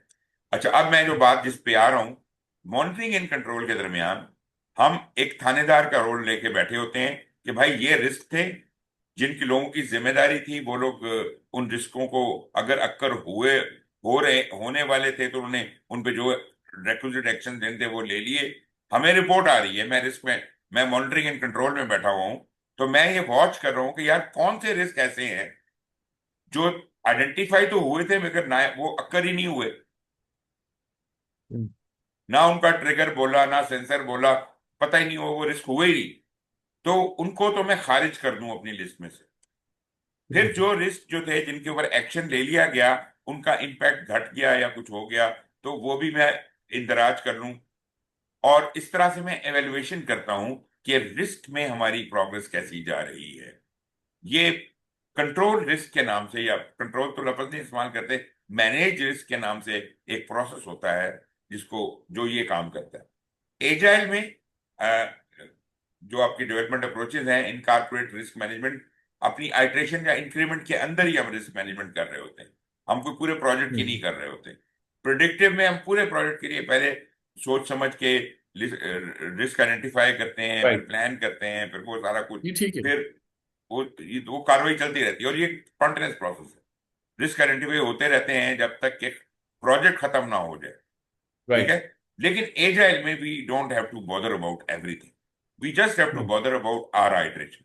इस आइटरेशन में क्या प्रॉब्लम है उसको एड्रेस करते हैं, सुकून के साथ अपना काम करते हैं। अगली आइटरेशन आती है तो फिर उसको भी देख लेते हैं। ऑप्शनली वो कहता है जी कि you could have a discussion, can you identify some typical risk management practices or use cases for each approach. मेरा ख्याल है इसके ऊपर वक्त जाया करने की जरूरत नहीं है। जी। मॉनिटर करने के लिए कुछ गाइडलाइंस होती हैं हमारे पास प्रिडिक्टिव में। Enable decision making based on current information about overall risk exposure and individual risk. ये जो हमने जब पॉलिसी बनाई थी ना क्वालिटी की, सॉरी रिस्क की, तो उस पॉलिसी में लिखा हुआ था कि भाई कितनी बड़ी चीज हो जाए, कितना बड़ा एक्सपोजर हो जाए तो ये हमारे लिए खतरनाक है। वही टॉलरेंस टॉलरेंस की बात की थी मैंने आपसे, कि रिस्क की हम्म। टॉलरेंस क्या है, थ्रेशोल्ड क्या है, एपिटाइट क्या है, वो चीजें याद है ना आपको। जी। तो हमें अब यहाँ पे कॉन्टिन्यूसली मॉनिटर करना है रिस्क के स्टेटस को, उसकी प्रोबेबिलिटी को और इम्पैक्ट को, क्योंकि ये चीजें बदलती रहती हैं। जब मैंने आइडेंटिफाई किया था तो हो सकता है ये रिस्क 10% की प्रोबेबिलिटी रखता हो, लेकिन वक्त के गुजरने के साथ अब मैं कह सकता हूँ कि इसकी प्रोबेबिलिटी बढ़ के 20% हो गई है। मतलब ये और स्वीयर हो गया है। तो ये एक लिविंग ऑब्जेक्ट की तरह अपना साइज, प्रोबेबिलिटी, इम्पैक्ट, स्टेटस बदलता रहता है। तो मुझे इसको मॉनिटर करने की जरूरत है। फिर जो रिस्क आइडेंटिफाई नए होने हैं उनको इंश्योर किया जाए कि वो होते रहें। ऐसा ना हो कि बस एक दफा रिस्क आइडेंटिफाई कर लिए और अब तकिया करके बैठ गए कि जी बस और तो रिस्क हो नहीं सकता। थ्रू आउट जब तक राइट। प्रोजेक्ट ना खत्म हो जाए रिस्क आइडेंटिफिकेशन का प्रोसेस जारी रहेगा। रीअसेस करंट रिस्क, जो रिस्क आइडेंटिफाइड है उनको बार बार रीअसेस करें, देखें कि उनके अंदर कोई तब्दीली तो नहीं वाकया हो गई। जो रिस्क ऑब्सलीट हो चुके हैं, मतलब जिनका वक्त गुजर चुका है, वो अक्कर नहीं हुए, उनको लिस्ट से निकाला जाए, क्योंकि वो हमारे पे बिला वजह का वजन डाल रहे हैं। उनकी अब जरूरत नहीं रही, उनको निकाल देना चाहिए हम्म। लिस्ट में से। Perform this monitoring on a regular basis continuously, जब तक प्रोजेक्ट चलता रहेगा हम मॉनिटरिंग भी जारी रखेंगे और कॉन्टिन्यूसली इंप्रूव भी करते रहेंगे अपनी रिस्क की इफेक्टिवनेस। यहाँ राइट। कुछ क्वेश्चन बनते हैं। क्या प्रोजेक्ट एजम्पशंस जो हमने शुरू में ली थी वो अभी भी वैलिड है? क्योंकि एजम्पशन एक शक वाली चीज है कि शायद ऐसा हो, शायद ऐसा ना हो। अगर ना हो तो रिस्क बन सकता है। इसी तरह कंप्लायंस के हवाले से भी मैंने कहा था कि कंप्लायंस के अंदर भी रिस्क है, और उनको हम स्पेशली ट्रीट करते हैं एज इंपॉर्टेंट एज जो आपके प्रोजेक्ट ऑब्जेक्टिव्स के जितने इंपॉर्टेंट होती हैं कंप्लायंस। हो सकता है आपने सारे प्रोजेक्ट ऑब्जेक्टिव पूरे किए हैं, स्कोप, टाइम, कॉस्ट, सब कुछ वक्त पे ठीक ठाक तरीके से कंप्लीट हो गया है, लेकिन आपको जो कंप्लायंस की रिक्वायरमेंट दी है वो एक छोटी सी रिक्वायरमेंट आपने पूरी नहीं की, आपका पूरा प्रोजेक्ट गोस बिल्कुल ही खत्म। हम्म। मिसाल के तौर पे आप एक कंस्ट्रक्शन का प्रोजेक्ट कर रहे हैं, और कंस्ट्रक्शन के प्रोजेक्ट में बहुत जबरदस्त प्रोफेशनल लोग हैं, आपने सारे काम वक्त पे भी किए हैं, पैसा भी कम खर्च किया है, बहुत आला काम किया है, बट एक कंप्लायंस नीड थी कि सारे वर्कर हेलमेट पहन के काम करेंगे। आपको ऑडिटर ने आके चेक किया, आपने हेलमेट नहीं पहना हुआ। हम्म। इस बुनियाद के ऊपर आपका पूरा प्रोजेक्ट कैंसिल। अल्लाह कंप्लायंस अकबर। इतनी बड़ी चीज है, इतना बड़ा रिस्क होता है, इसलिए इसको डील भी उसी तरह से किया जाता है। Have risk change are being retired? Are management policies and procedures being followed? Have contingency reserves been modified? वो जब चेंज रिक्वेस्ट आएगी तो मॉडिफाई भी करेंगे। Do we need a risk audit? क्या जरूरत है ऑडिट, बाहर से हम्म। ऑडिटर्स को बुलाने की? अंदरूनी तौर पे तो हम देख ही रहे हैं, लेकिन बैरूनी तौर पे अगर हो तो जरा एक बाहर का आदमी आके जब देखता है तो उसको वो चीजें नजर आ जाती हैं जो हमें नजर नहीं आती। या आप यूं राइट। देख लीजिए कि आप एक वर्ड, एमएस वर्ड के ऊपर एक मजमून लिखते हैं, एंड यू थिंक यार क्या परफेक्ट मजमून है। कहते हैं कि फाइनल किसी को दिखाने से पहले, किसी को देने से पहले, सबमिट करने से पहले किसी और को जरूर दिखा लें। क्यों? क्योंकि चूंकि आपने लिखा है ना, आप उसमें गलतियां निकाल नहीं सकते। दूसरा बंदा हम्म। आके आपका पेपर पढ़ेगा, वो फौरन फिंगर रखेगा, यार ये स्पेलिंग गलत है, यहाँ पे टेंस गलत है, यहाँ ये चीज है। आप कहेंगे हाँ यार ये तो वाकई गलतियां हैं इसके अंदर। तो आप जब उसे रीचेक करते हैं, आपसे वो गलतियां नहीं पकड़ी जाती। इसीलिए रिस्क ऑडिटर का रोल जो है वो बड़ा इंपॉर्टेंट हो जाता है। फिर हम्म। जनाब अपने रिव्यू करते हैं रिजर्व्स को। अपने रिजर्व जो आपकी कंटीजेंसी में पड़े हैं या मैनेजमेंट रिजर्व्स हैं, उनको देखते हैं, उसको रिव्यू करते रहते हैं, और ये reserve analysis through out the project चलते रहना चाहिए। Compares amount remaining to determine if adequate. अगर आपको लग रहा है कि कॉन्टीजेंसी में पैसे खत्म हो रहे हैं या हो गए हैं, तो फिर लाजमी बात है आपको मैनेजमेंट रिजर्व से मांगने पड़ेंगे। तो be ready for that. May be communicated with a burn down chart. In agile खासतौर पे बर्न डाउन चार्ट होता है, तो हम कह सकते हैं कि यार हमारे टोटल रिस्क जो थे 25 थे, और वो फिर बर्न डाउन चार्ट में कि अब इतने रह गए, अब इतने रह गए, अब इतने रह गए। तो इस तरह से भी उसको बर्न डाउन की शक्ल में शो किया जा सकता लेकिन हमने बर्न डाउन चार्ट्स और विद इन आइट्रेशन बात की थी। है। जी बर्न जी, अप लेकिन चार्ट जो है अब इंट्रा कॉन्सेप्ट आइट्रेशन है। कॉन्सेप्ट तो आ गया ना, ठीक है। बर्न डाउन होता क्या है। ठीक ठीक ठीक ठीक है इसी ठीक कॉन्सेप्ट को है। Risk okay. पे अप्लाई कर दीजिए। ठीक है। ओके। अच्छा, रिस्क रजिस्टर वो जगह है जहां आप सारे रिस्क लिखते हैं। उनका बिल्कुल। बकायदा एक चार्ट है, एक फॉर्मेट है जो ठीक मैंने है। आपको पहले भी दिखाया था। तो उसके ठीक है। अंदर नए रिस्क ऐड होते रहेंगे स्टेटस मीटिंग्स के दौरान, स्टैंड अप मीटिंग्स के दौरान, और दूसरी तीसरी जो भी रेट्रोस्पेक्टिव्स के दौरान। तो वहां आप उन चीजों को अपडेट करते रहेंगे और कॉन्टिन्यूसली इंप्रूव करते रहेंगे। नए जो रिस्क आइडेंटिफाई होते हैं उनको अपडेट करना, पुराने रिस्कों को यू नो रिफ्रेश करना। तो अच्छा। एजाइल अभी टीम। जी जी। एक चीज ये है कि हमने through out the project risk को इवेल्युएट करते रहे हम्म और हम वहां से लेके चलते रहे। तो हम्म। ये इसका मतलब ये कि हमारा कॉन्टिजेंसी और मैनेजमेंट रिजर्व भी साथ साथ चेंज होता जाएगा, कि जी, वो वो तो फिक्स आप होते चेंज हैं। रिक्वेस्ट करेंगे ना, जब आप समझते हैं कि यार ये चीज मेरी कॉन्टीजेंसी रिजर्व की लिमिट से बाहर निकल रही है या निकलने वाली है, तो मैं तो चेंज रिक्वेस्ट कर दूं। ठीक है ना? जब मैं ओके। चेंज रिक्वेस्ट का मकसद ही ये है कि यार कॉन्टीजेंसी में पूरा नहीं हो रहा, आप बराए मेहरबानी मुझे मैनेजमेंट रिजर्व से इतने पैसे दे दें। या मतलब अगर कहने मैनेजमेंट का। रिजर्व भी उनका खत्म हो रहा है तो हम ये रिक्वेस्ट कर सकते हैं कि जनाब अब तो आप मैनेजमेंट रिजर्व को भी अंदर एडिशन करें कोई, ओके। तभी ये ठीक प्रोजेक्ट है। जो है ये कंप्लीट होगा। और मगर हमने जनरली, एजाइल की। यस। हाँ नहीं ठीक है, मतलब रिस्क रजिस्टर का इक्विवेलेंट एजाइल का वो रिस्क लॉग था, या जी आपने ये है बोला था कि नीचे, रिस्क। ये लिखा हुआ है, एजाइल हाँ टीम्स जी, में use a risk list or a log. या वो रिस्क लिस्ट रिस्क भी लिस्ट कहते और हैं, रिस्क लॉग भी कहते हैं। वहां पे ठीक है। रिस्क रजिस्टर नहीं होता, और वो इतना डिटेल डॉक्यूमेंट नहीं होता, वो बड़ा ब्रीफ सा डॉक्यूमेंट है जो इंफॉर्मेशन रेडिएटर पे दिखाया जा सके। फिर हम्म जनाब आ जाएगा कंप्लायंस। कंप्लायंस के बारे में हम पहले बात कर चुके हैं, इसलिए मैं इसको बहुत ज्यादा टच नहीं करता। कंप्लायंस में भी रिस्क होते हैं, और वो सारी हिसाब किताब हम पहले बात कर चुके हैं। बिजनेस वैल्यू, ये भी आपको पता है, जो हमने बिजनेस एक्यूमेन में बात की थी। तो आप अपने जो भी तरीकाकार आप इस्तेमाल कर रहे हैं, प्रोडक्टिव है, एजाइल है या हाइब्रिड है, आप उसको अपने बिजनेस एक्यूमेन से देखें कि बिजनेस के लिए क्या तरीका ज्यादा सूटेबल रहेगा।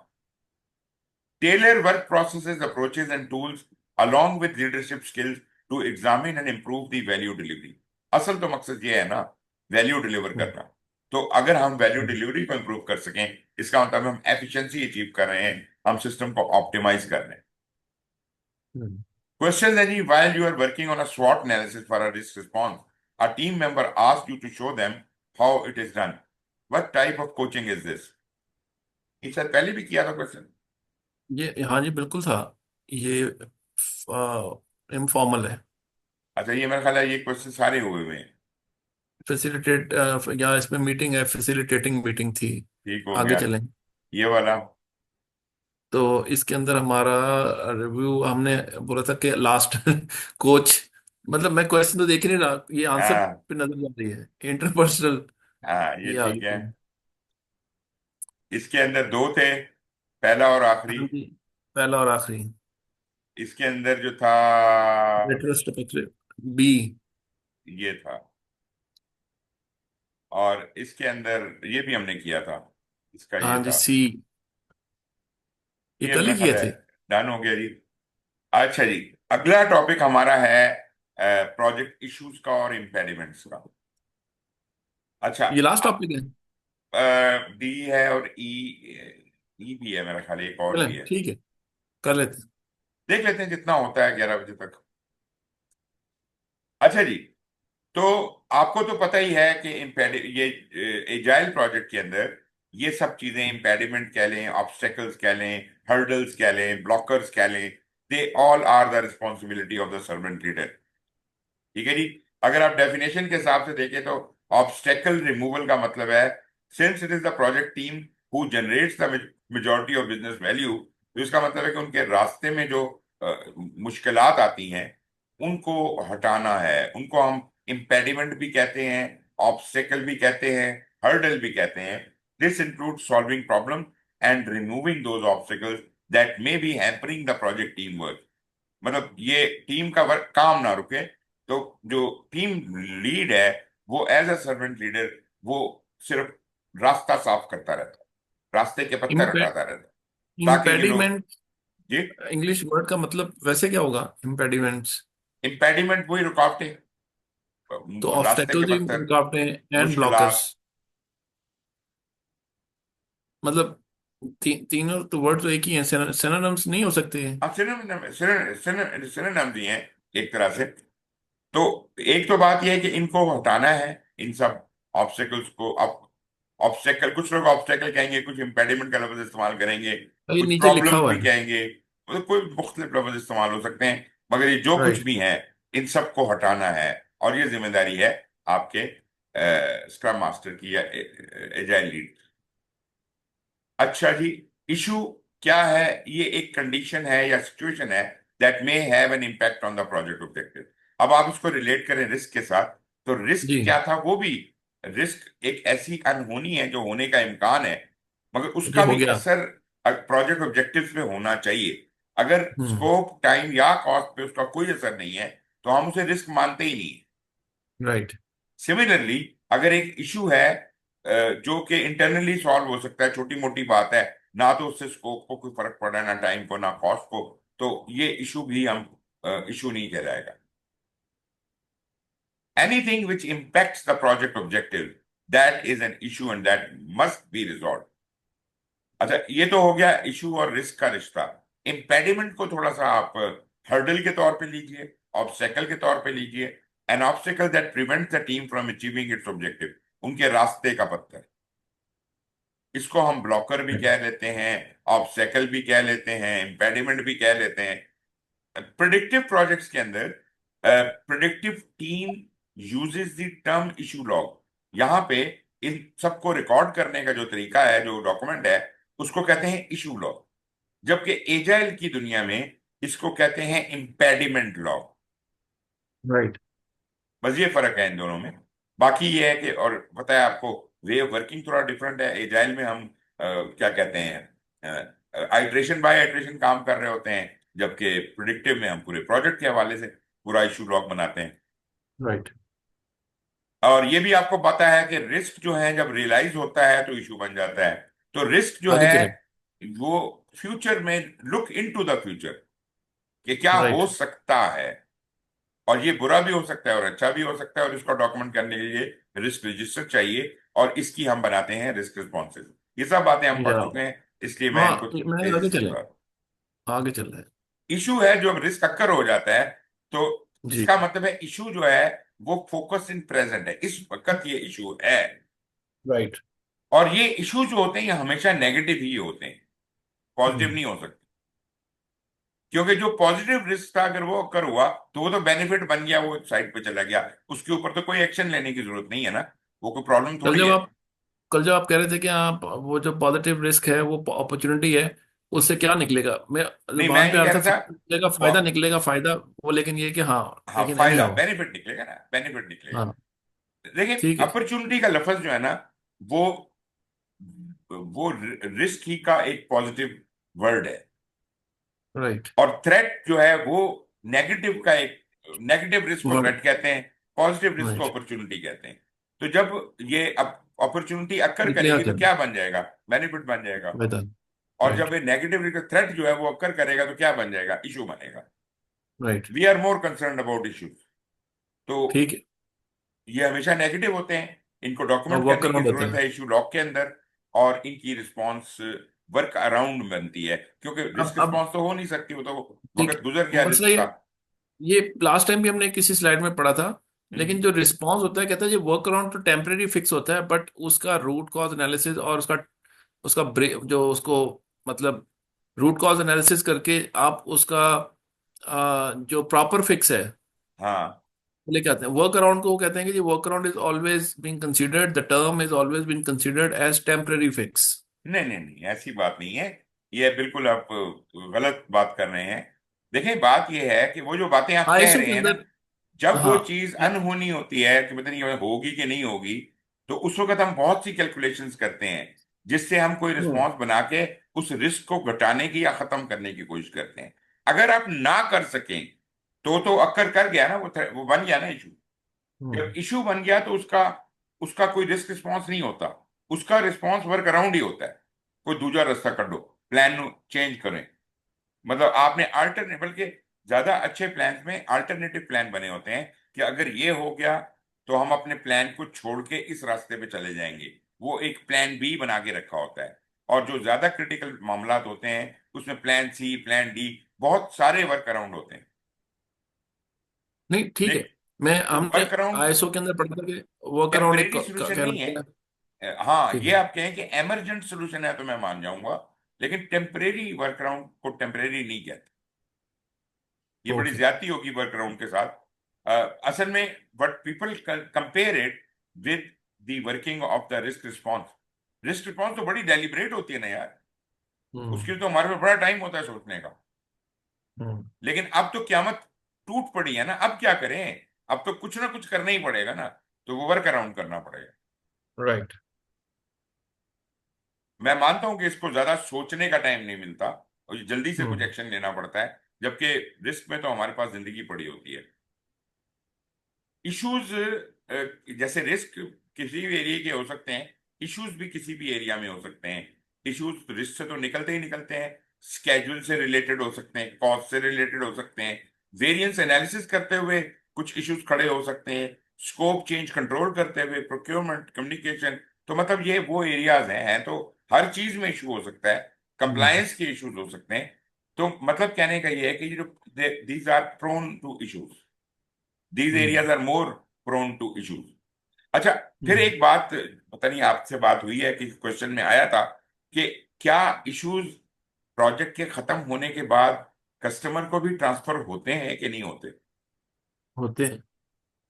तो रिस्क भी और इश्यूज भी, जो हम्म चीजें आइंदा भी जब उसको इस्तेमाल किया जाएगा, जब मैं डिलीवर भी कर दूंगा, तो मैं वो रिस्क और इश्यूज जो हैं वो आगे कस्टमर को ट्रांसफर करता हूँ। लेकिन कोशिश मेरी यही होती है कि जितने रिस्क और इश्यूज मैं खुद हैंडल करके खत्म कर दूं उतना अच्छा है, मगर कुछ ना कुछ हम्म जो बचा होता है माल, वो कस्टमर के हिस्से में भी जाता है। राइट। ये जनाब एक इशू का एक रेजोल्यूशन का की गाइडलाइंस ही है। ये इशू लॉग का एक फॉर्मेट बना हुआ है। वैसे तो इशू में आप उसका नंबर लिख के नाम लिख दें कि इशू क्या है, तो इतना ही काफी है। लेकिन उसमें और कॉलम बना दें, ये इशू कब राइज हुआ, कब ओपन हुआ, इसकी अच्छा ड्यू डेट। ड्यू डेट आमतौर पे कोई भी इशू हो, हमारे यहाँ तो होता है ना, इशू है तो पता नहीं 3 साल से इशू ही चलता आ रहा है, ऐसे नहीं होना हम्म चाहिए। इशू के लिए एक टाइम फ्रेम होता है। आमतौर पे लोग 15 दिन का टाइम फ्रेम रखते हैं, ये 15 दिन में मुझे इसका जवाब चाहिए। तो ये 15 जनवरी को ये इशू ओपन हुआ, तो इसको उसी वक्त डेट दे दी गई, ड्यू डेट 1 फरवरी तक मुझे इसका जवाब चाहिए, या हल चाहिए या जवाब चाहिए। अगली मीटिंग में डिस्कस होगा कि इसके साथ फिर आइंदा क्या करना है। फिर इसकी प्रायोरिटी एलोकेट की जा सकती है, मीडियम लो हाई में से।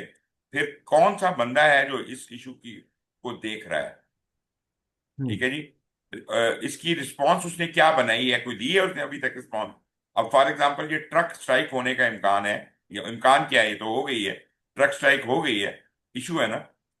तो एंग फैन इसका जिम्मेदार है, इसको उसका ओनर है, और रिस्पांस अभी तक उसने हमें कोई नहीं बताई कि क्या करेगा, मतलब उसने वर्क अराउंड नहीं बनाया अभी तक। और ये जो दूसरा वाला इशू है, इसके ऊपर वो वर्क काम कर रहा है, और तीसरे वाले पे भी काम कर रहा है। ये स्टेटस इनका क्या है, जब ये हल हो जाएगा तो क्लोज हो जाएगा, अभी हम्म ये ओपन है सारे, हम्म ठीक है जी। और फिर इसकी अगर कोई ब्रीफ आप कमेंट्री देना चाहते हैं कि ये ट्रक स्ट्राइक जो है, task are on the critical path, मतलब ये जस्टिफाई करता है कि why it is high priority, because जो काम इस ट्रक स्ट्राइक से इम्पैक्ट हो रहे हैं वो क्रिटिकल पाथ के ऊपर है, तो हमें इसको जरा राइट। ज्यादा इंपॉर्टेंट लेना पड़ा। आगे तो थे। तो ये जनाब एक चीज देख लीजिए कि इस तरह का फॉर्मेट आपको अपनी ऑर्गेनाइजेशन में बनाने की जरूरत पड़ सकती है। Right. Discover and solve impediment using scrum. Scrum के अंदर हम इनको इम्पेडिमेंट कहते हैं, इशू नहीं कहते। तो discover the problem and cause, solve it. Scrum master is responsible, क्योंकि वो सर्वेंट लीडर है, ये उसका बेबी है, उसे सारे मसाइल उसने हल करने हैं। Often involves dealing with conflict where somewhere in the organization, क्योंकि नेचुरली ही has to coordinate with someone कि यार वो सामान नहीं पहुंचा, वो पहुंचा दो, हमारा मसला पड़ा हुआ है, सुबह काम शुरू करना है, तो वो लोग क्यों नहीं दे रहे, उनसे मसला पड़ेगा, निगोशिएट करना पड़ेगा, कंफ्लिक्ट होगा तो उसे रिजॉल्व करना पड़ेगा। Resolution can help the organization grow in agility. अब ये वाला काम जो ये टीम लीड कर रहा है या स्क्रम मास्टर कर रहा है, ये इतना जरूरी है कि इससे पूरी ऑर्गेनाइजेशन में एजिलिटी आ जाती है। वो जो लोग पांव रख के बैठे हुए हैं फाइल के ऊपर कि नहीं छड़नी, ये उनको हम्म उनको भी इमरजेंसियां डाल के उनसे निकलवा लेता है, जिसकी वजह से ऑर्गेनाइजेशन का मिजाज ही बदलना शुरू होता है कि यार ये कि 3-3 महीने दबाने वाला सीन अब खत्म हो गया है, अब तो ठकाठक मसले निकलते हैं, हल होते हैं। तो इश्यूज जो हैं वो क्विकली रिजॉल्व होने चाहिए। फिर जनाब इम्पेडिमेंट्स को रिमूव किया जाता है। कैसे किया जाता है? पहले तो हम उनको ट्रैक करते हैं, फिर उनको प्रायोरिटाइज करते हैं प्रोडक्ट बैकलॉग में, जो इम्पेडिमेंट वाली चीजें उन्हें ऊपर लेके आते हैं। डेली स्टैंड अप मीटिंग भी हमें बड़ी हेल्प करती है। Status of this impediment discuss होता है वहां पर, और कि जी आपने कल ये इश्यूज बताए थे, इनमें से 10 तो रिजॉल्व हो गए, 3 रह गए हैं, ठीक है जी। तो मतलब ये कि टीम के एटलीस्ट सारे ना भी हर्डल्स खत्म हों, लेकिन टीम को काम करने की तो आजादी मिल गई ना। तो हम्म यहां आपको एज अ सर्वेंट लीडर करना पड़ता है एक्ट, तभी आप ये खिदमत अंजाम दे सकते हैं। क्वेश्चन जी, which of the following is the best example of a blocker? ये शायद पहले नहीं किया होगा।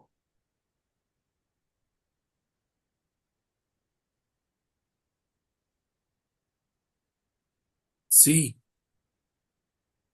सी, क्लियरेंस फॉर अनदर टीम। देखें किसी, जैसे मैंने बताया था ना कि टीम लीड जाएगा, जहां से चीज मिलनी है उससे बात करेगा और उसके साथ मसला हल करेगा। तो clearance from another team to use content for the demonstration won't be ready within the current iteration, ये इशू है। तो उसे उससे जाके बात करनी पड़ेगी, भाई क्यों नहीं। राइट। ठीक है ना। फिर है जी, कौन सी conflict management approach best suited है सिचुएशन के लिए जहां both parties refuse to give in on their position. ये क्वेश्चन भी हमने कल किए थे। किए आप थे। कह रहे थे विड्रॉ, विड्रॉ एंड अवॉइड, लेकिन मैं कह रहा था हाँ, कि ए और बी है तो फिर कंप्रोमाइज एंड रिकंसाइल पे चला गया जी था। जी जी, बिल्कुल बिल्कुल नहीं। अगर ये किए हुए हैं तो फिर इसको छोड़ देते हैं। और द कॉन्फ्लिक्ट्स, ये इम्पेडिमेंट। ये किया था। तो मैंने क्वेश्चन क्वेश्चन ही पढ़ा, बस इम्पेडिमेंट है इसका आंसर, चेक करें। ओके हाँ, ठीक है, चलिए जी ये हो गया। अभी जनाब ये है manage project change. Now we are left with around 18 slides. कल देख कहते लेते हैं हैं सर, तो साथ साथ हम थोड़ा सेशन वो कर भी लेंगे कल का दिन क्लास में। फिर ये आखिरी है ना? ये आखिरी टॉपिक है, तो कल हम कर लेंगे इसको, यहां से हम इसको शुरू करेंगे। ये ठीक कोई है। 15-20 मिनट में ये खत्म हो जाएगा। फिर हम ठीक है। बाकी 30 स्लाइडें उसकी हैं वो कर लेंगे, तो हमारा तीन। कोर्स खत्म हो ठीक जाएगा। है। ठीक है सर। और जनाब और क्या सूरत हाल है, कोई कमेंट, क्वेश्चन, प्रॉब्लम, वो बस इम्पेडिमेंट। इम्पेडिमेंट नहीं, मैं ये कह रहा था ना कि हमने इम्पेडिमेंट की बात भी बोली, ये सब चीजें इम्पेडिमेंट, फिर ऑब्स्टेकल भी बात बोली है, जबकि हमने कल भी पढ़े थे इम्पेडिमेंट जो है इवन के आंसर भी करते हुए, तो वो तीनों चीजें हैं, तो उसने कॉमा दे के ऑब्स्टेकल एंड जी जी जी, लिखा हुआ था, तो मैं इसलिए कह रहा था कि यार हाँ इम्पेडिमेंट तो सिनोनिमस हैं शायद कोई। एक तरह से, मिलती जुलती चीजें हैं। थोड़ा फर्क हो सकता है इशू में और इम्पेडिमेंट में, फर्क हो सकता है थोड़ा सा, लेकिन बात ये कि है तो मसाइल ही ना। अच्छा, मैं अब आपको, मैंने कल परसों बैठ के सारा नोट डाउन कर रहा था। मैं अब ना वो एक जितने ये जिस तरह से है ना, burn down chart, burn up chart, Pareto diagram, हाँ इनकी मैं हाँ, पूरी एक ग्लॉसरी लेके ना, तो अब मुझे जो मेमोराइज करने वाली चीज है ना, जिस तरह जा, वो इशिकावा डायग्राम, ये जो उसका ये जो वेरिएंस वाली थी जिसमें स्टैटिस्टिक थे, फिर हमने जो या, पीछे पढ़े थे वो जो स्कोप के अंदर की, ये जितने टूल्स है ना, हम्म, इनको मेमोराइज करने के लिए फलाना टूल किसी का, क्योंकि मुझे बाकी सब चीजें तो ठीक है, वो प्रोसेसेस, नॉलेज एरिया बिल्कुल ठीक आ रहे थे, तो मेमोराइजेशन के अंदर मुझे वहां पे फिट इन करते हुए कि यार मैंने ये वाला टूल कहाँ पे इस्तेमाल करना है, ठीक है, सही है, सही उसको, है। दैट इज अ गैप जो कि मेरे एक दफा मतलब। रिव्यू करेंगे ना क्विकली, आपको बहुत ज्यादा डेप्थ में जाने की जरूरत नहीं है, जस्ट जी जी रिव्यूज जी। है, तो आपको अंदाजा हो जाएगा कि ये किस काम के लिए कौन सी चीज इस्तेमाल हो रही है, राइट। क्या हिसाब किताब है। करेक्ट। तो इतना काफी है। आप अगर रिसर्च करना शुरू कर दें कि स्टैटिस्टिक्स में मैं पकड़ के पीएचडी करके आ रहा हूं, तो उसकी जरूरत नहीं है। जितना आपको ठीक है। बता दिया बस इतने ही के ऊपर क्वेश्चन आ जाना है। क्वेश्चन वही है सर जो आपने कर लिए है, तो इंशाल्लाह हम प्रोग्राम को अच्छे तरीके से हो जाए। मैं हाँ जी, ये कह रहा हूँ कि वो मुझे, that is the real objective right now, जिस पे हम एग्जैक्टली अब जा रहे हैं। एग्जैक्टली, बिल्कुल। तो सर एक चीज ये है हम्म, कि मैं 5 तारीख से लेकर 12 तारीख तक ओके अ, छुट्टियों पे होऊंगा। मतलब ओके, छुट्टियां एज इन, कोशिश हम ये कर रहे हैं कि अपनी ये वेकेशन जो है वो मदीनातुल मुनव्वरा ठीक है, जाके मना लें। सही। मैं वहाँ पे कोशिश तो करूंगा मैं अपना लैपटॉप साथ ही ले जाऊं, कि अगर 2 या 3 घंटे बीच में से निकल आए जैसे भी, लेकिन मैं आपको अपडेट दे दूंगा। नहीं नहीं, आप हम ऐसा इसे, करेंगे, उसमें ब्रेक लेने हैं आप अपने टाइम के अंदर। ठीक है, तो उस दौरान में हम जो कंटिन्यू करते जाएंगे नेक्स्ट वीक से, तो हम प्रोग्राम मैनेजमेंट में भी डायरेक्ट आ जाते हैं, जो एक सीक्वेंस बना हुआ है उस पे हम कैरी फॉरवर्ड करते जाते हैं। इसको हम यूं कर लेते हैं कि मैंने पीटीएमपी को लिखा हुआ है 2 तारीख से, तो आप कह रहे ठीक हैं है। कि आप 12 तक बिजी हैं।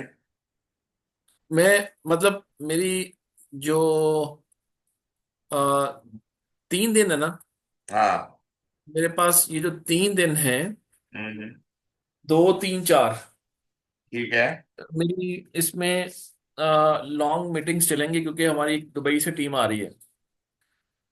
ठीक है ठीक है, ऐसा करते तो हैं, हम 2 हफ्ते का गैप ले लेते हैं। और 16 तारीख, ठीक 16 जुलाई, 16 जून से हम इसको कंटिन्यू करेंगे, और ये है। जाएगा सेकेंड वीक ऑफ जुलाई तक। राइट। ठीक है। ठीक है, तो मैं इसको अमेंड कर लूंगा प्लान को अपने पास। 16 से मैं आपको 2 हफ्ते आगे ले जा रहा हूँ। जुलाई के बाद जो है ना, उसके आगे फिर हम आगे देखेंगे इंशाल्लाह ताला। मैं चाह हाँ। रहा हूँ कि अब आपके साथ लगाऊं तो कोई 4-5 कोर्सेज कर लूं एक, जी जी जी। ताकि आपका दिमाग अच्छे से मैं खा लूं। बिल्कुल, नो प्रॉब्लम, कोई मसला नहीं ठीक है। है। तो इसको आ, इसको इसी तरह करते हैं इंशाल्लाह ताला। आगे देखते हैं सर कैसे बनता है आसानी से। कल की जी जी क्लास में थोड़ी सी और बातें मैं डिस्कस कर लूंगा, जी जी जी। ताकि थोड़ा सा और डायरेक्शन मिल जाए हमें। एग्जैक्टली।